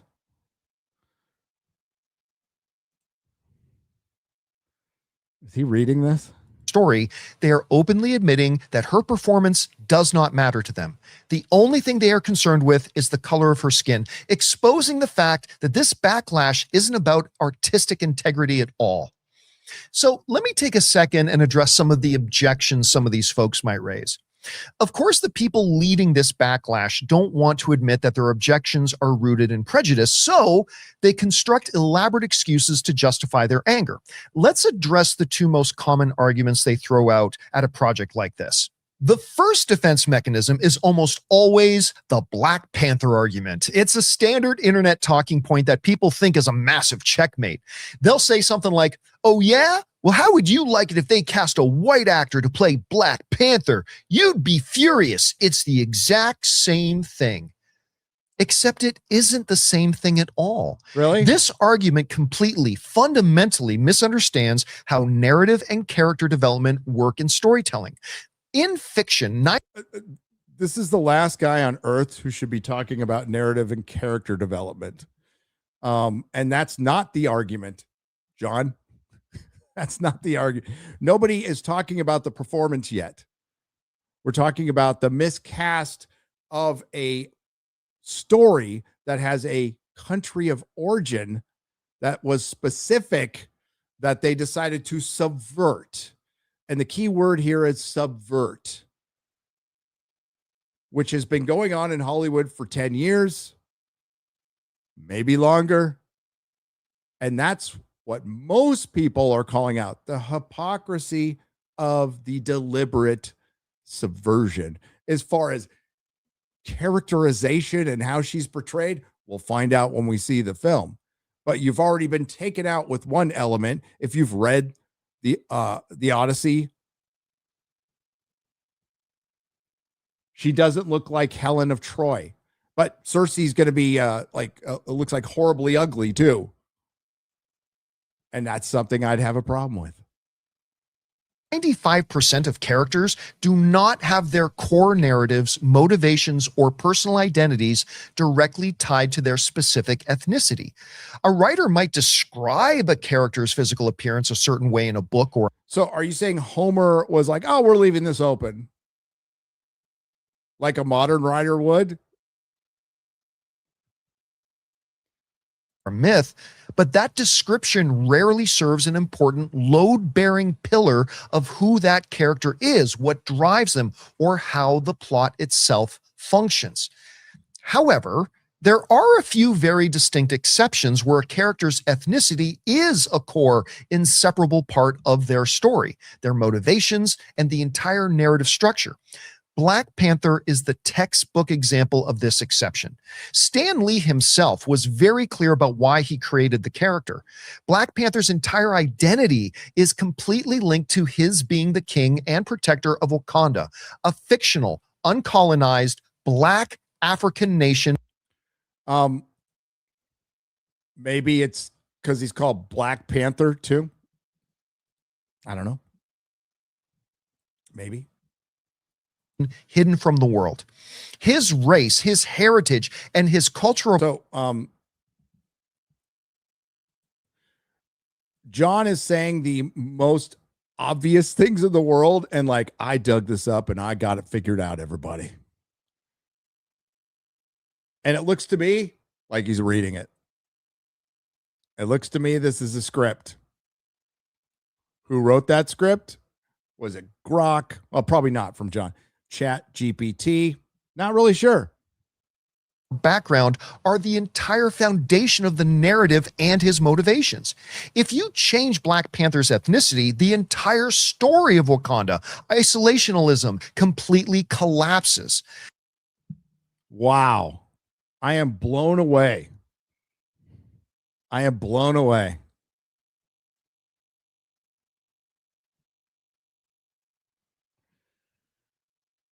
Greece is a real country. It is. Wakanda is not. But it doesn't matter with Greece because Homer wasn't specific except when he was. Another clear example of this to me is Batman.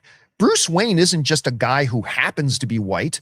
Growing up with extreme generational white privilege and immense old money wealth in the specific societal structure of Gotham City is a defining load-bearing element of his background. Wow, do you think Bill Finger and Bob Wayne thought about white privilege when writing Batman, or just him being rich? Do you think that's part of it? Fucking white privilege. Get the fuck out of here. It shapes how the city views him, how he operates. We should really keep Canadians from coming in the country. It's within high society and the specific legacy of the Wayne family that he carries. His background is directly tied to the narrative and the reality of his character. But when you look at a mythological figure like Helen of Troy, her core narrative function is the face that launched 1,000 ships. What picture are we using here?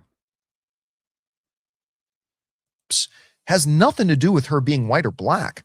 Her story is about a white-armed woman of unparalleled, captivating beauty whose existence sparks a massive, epic conflict between nations. Her motivation and her place in the narrative are defined by her beauty, her tragedy, and her presence, not the specific geographic undertones of her skin pigmentation. Changing her race doesn't break the thematic or narrative integrity of the Odyssey the way changing T'Challa's race would yes, it does. Because Helen of Troy is from a specific location that isn't sub-Saharan. So with your argument, then just make Batman black. He could still be rich and privileged. Completely break the story of Black Panther. The second objection we see is people saying, look, there's nothing wrong with just wanting characters to stay the same as they have traditionally been described. I just want visual accuracy to the source material. And you know what?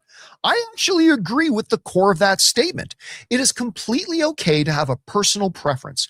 If you grew up reading classic mythology and visualizing Helen of Troy a specific way based on traditional descriptions, it's perfectly natural to have an ideal image in your mind of what that character should look like on screen. However, that argument completely loses all of its validity and integrity when you call out a black person. Claim that a deviation from your preference completely destroys the entire movie. We all have preferences when it comes to film adaptations. We might prefer a character to have a certain hair color, wear a specific costume, or speak with a certain accent. But when a director changes a costume design or adapts a character's style, we don't form angry online mobs and completely seek to destroy and boycott the film before we've ever seen a single frame of it, except for when race is the preference. That's when the reaction shifts from a mild preference to an all-out culture war, which tells you exactly what the real issue is. Oh, what is the real issue? I'd love to hear this. What's the real issue?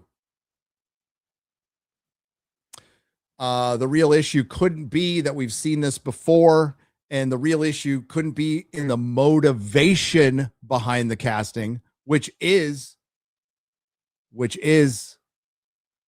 identity politics, which is specifically done as an act of activism, which is done to flip the finger to some of Western civilization and its core, because it's okay to change those things, but God forbid you change anything else. Now let's take a second and talk about the inconsistency and the constantly moving goalposts. The sheer inconsistency of this outrage becomes incredibly obvious when you look at how these same crowds react to other massive changes made to So generalization about a generalization. Okay, let's go. beloved source materials. They constantly move the goalposts to fit their outrage. Take the upcoming Harry Potter HBO series, for example. Oh, yeah, I've let's talked bring about this this up. before. The internet lit up. Tell me about Harry Potter. Has John Campea read Harry Potter? Has he read it as much as I have? Has he read it as much as Ryan has? Or Blabs? Majority of the Harry Potter fandom is absolutely against the Black Snape casting. I'm guessing that's what he gets to. Up with anger when it was announced that a black actor would be portraying Severus Snape, with people screaming that it was a betrayal of the books because they are changing the character. But where was that absolute burning rage when the original film adaptations cast Alan Rickman? And don't get me wrong, Alan Rickman's the man. He was absolutely magnificent as Snape, and we all love his performance.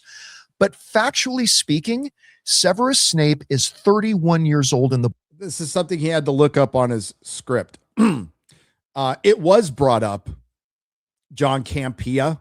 If you were around, it was brought up. But this is why you have to take each one of these things individually. It was also the first adaptation. You're also casting fucking Alan Rickman in this job, but everybody was aged up. It wasn't just Alan Rickman.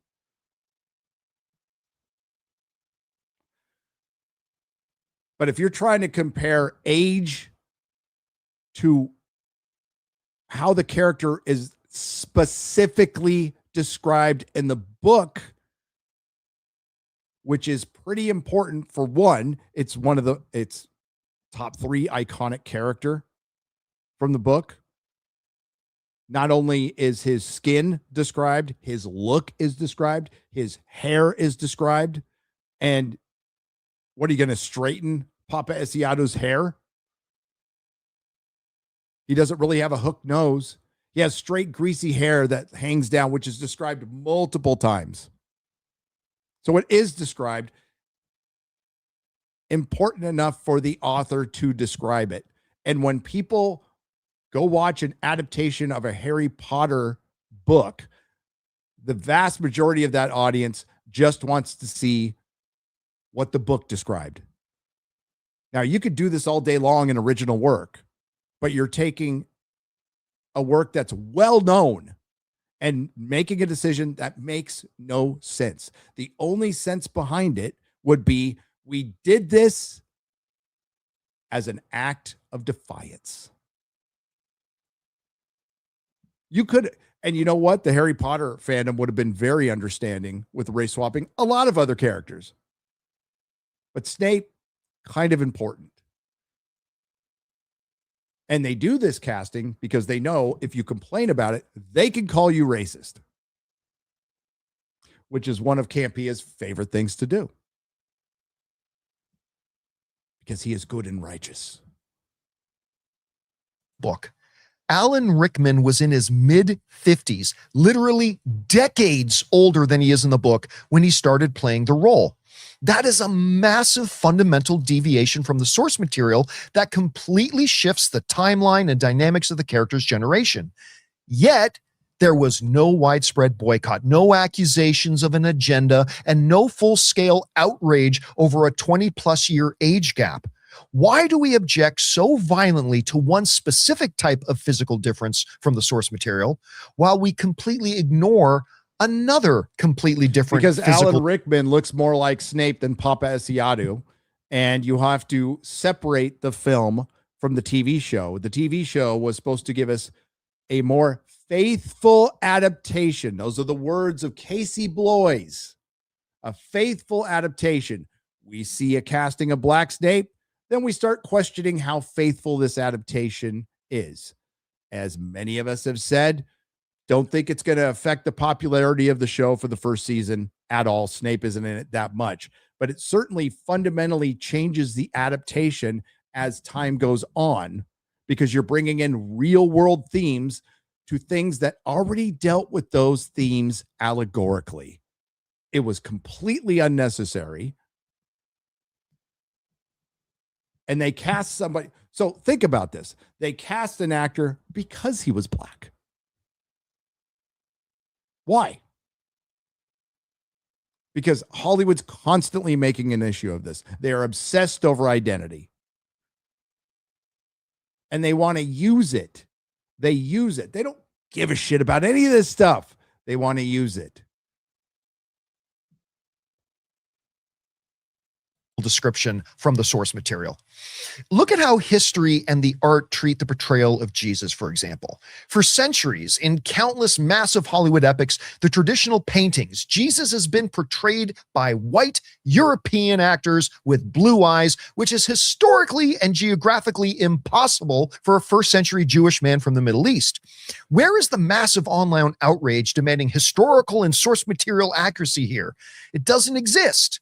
Because that specific change doesn't trigger their cultural. You're going to bring up a God you don't believe in?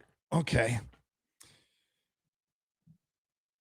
We're not talking about the Bible. So it's throwing in a bunch. We're kitchen sinking here, and we're not dealing with Lupita Nyong'o in the Odyssey and why this specific casting. And does he even get into Elliot Page? Anxieties. We even saw this years ago with the remake of Battlestar Galactica, my all-time favorite television show. When Ronald D. Moore announced the project, a massive wave of fans threw a tantrum. They did. Because Starbuck was being changed from a man to a woman, being portrayed by our beloved Katie Sackhoff. They claimed it ruined the integrity of the original show. But it's fascinating to note that those exact same outraged fans didn't say a single word about the fact that Colonel Ty, who was played by a black actor, Terry Carter, in the original series, was changed to a white actor, Michael Hogan, in the remake. And he was awesome in it, by the way. The silence on that change was deafening. The goalposts are constantly being moved.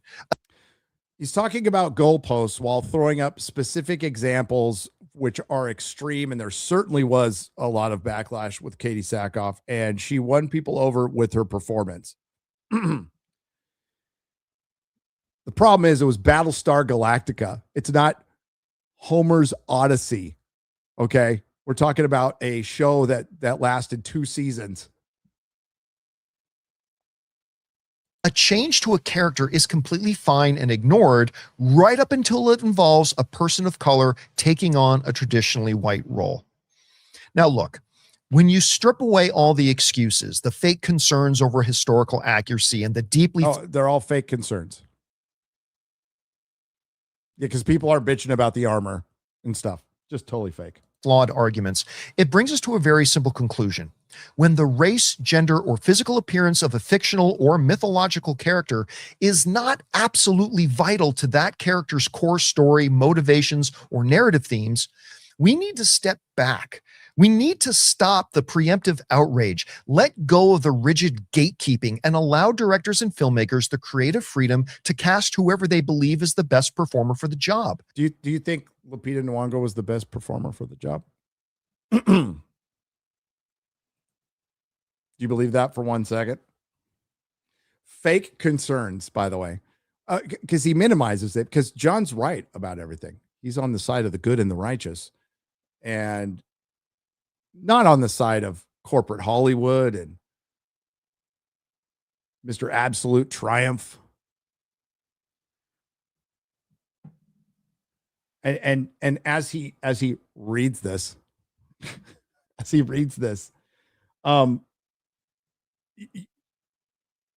Rob has forgotten more about film than John will ever know.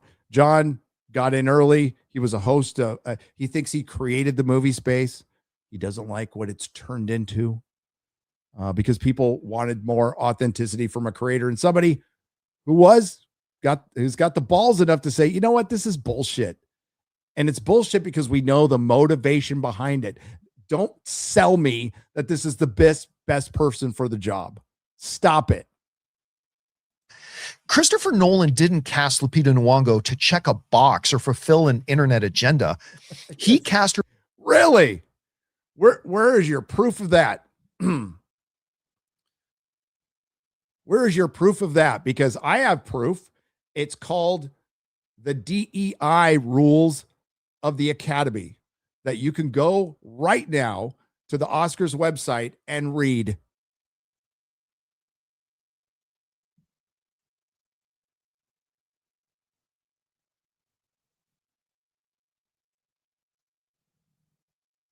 Because he is Christopher Nolan, and he believes she was the absolute best actress to bring his vision of this character to life. When the Odyssey finally does hit theaters, I might love it, or I might walk out of the theater completely disliking it. Christopher Nolan is a genius, but even geniuses make movies that don't land with everybody. I personally did not love Tenet all that much. But if I do or don't like the film, I can guarantee you right now that my opinion will be based on the script, the pacing, the directing, and the quality of. And that's what my opinion will be based on. The storytelling. It will have absolutely nothing to do with the color of Helen of Troy's skin. Let's stop judging movies based on an online agenda. Wait until the lights go down in the theater and judge the work on its actual merits. Well, I think instead, so he thinks you're all a bunch of sheep and lemmings. Let's not judge it on an online narrative. I believe you come up to you with your opinions on your own. Now, John may see the audience for his channel like that. They do skew a little young, you know, because he talks about a lot about Marvel and stuff. But yeah, I wouldn't make any preconceived notions about that.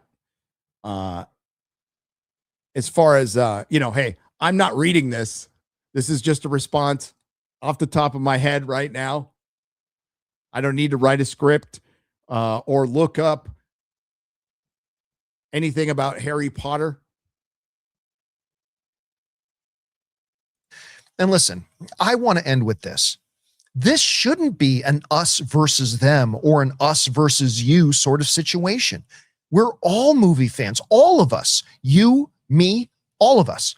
We have far more in common than we don't. We all love thrilling action, great storytelling, being made to feel things only a great movie can make us feel.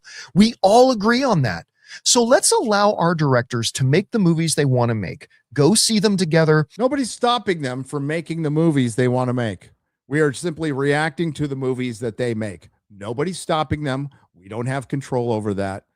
But we are being fans, and we are certainly going to judge a trailer because that's what it's fucking for, whether it's good or bad. We covered 3 today. That was great. This is also something I don't need to fucking read. Yes, we're all movie fans. We all want to enjoy stuff. We all love art, but we hate it when art and industry and things we used to love have been circumvented and the use of the word subverted for a political gain, political point. That's what people are calling out.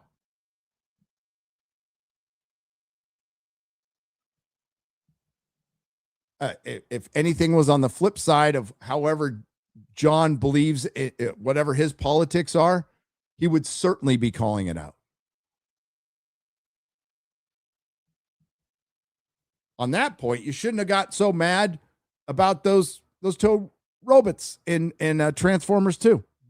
And then like them or not like them based on the experience we had watching it. Maybe we'll celebrate together. Maybe we'll bitch and cry about it together. Either way, let's celebrate or cry about it for the right reasons. You're not liking it the right way.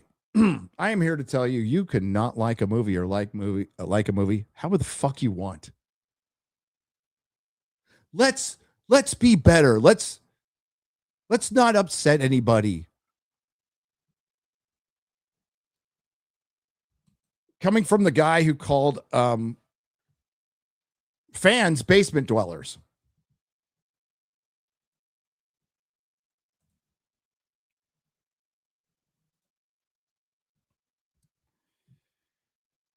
Pompous ass.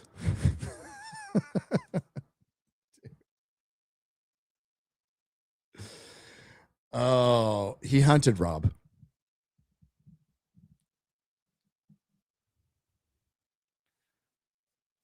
He hunted. All right. We're gonna wrap things up. That's where we'll end it. Gazmat has gifted 5 Nerdrotic Live memberships. Thank you very much. Again, Rebellion, thank you for showing me the Gentleman trailer. 3 good trailers today that we can all celebrate as fans.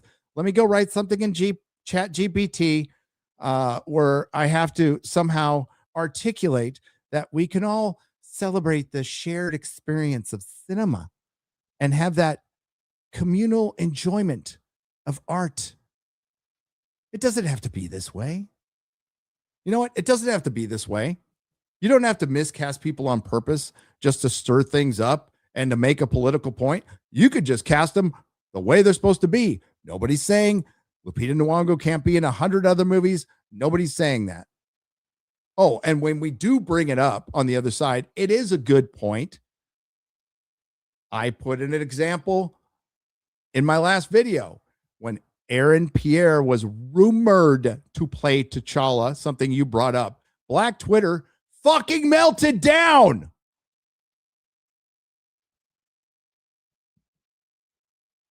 You can go look it up for yourself. I did. I read the tweets. And a lot of what was said in those tweets is a lot of what you're complaining about. Never heard you bring it up.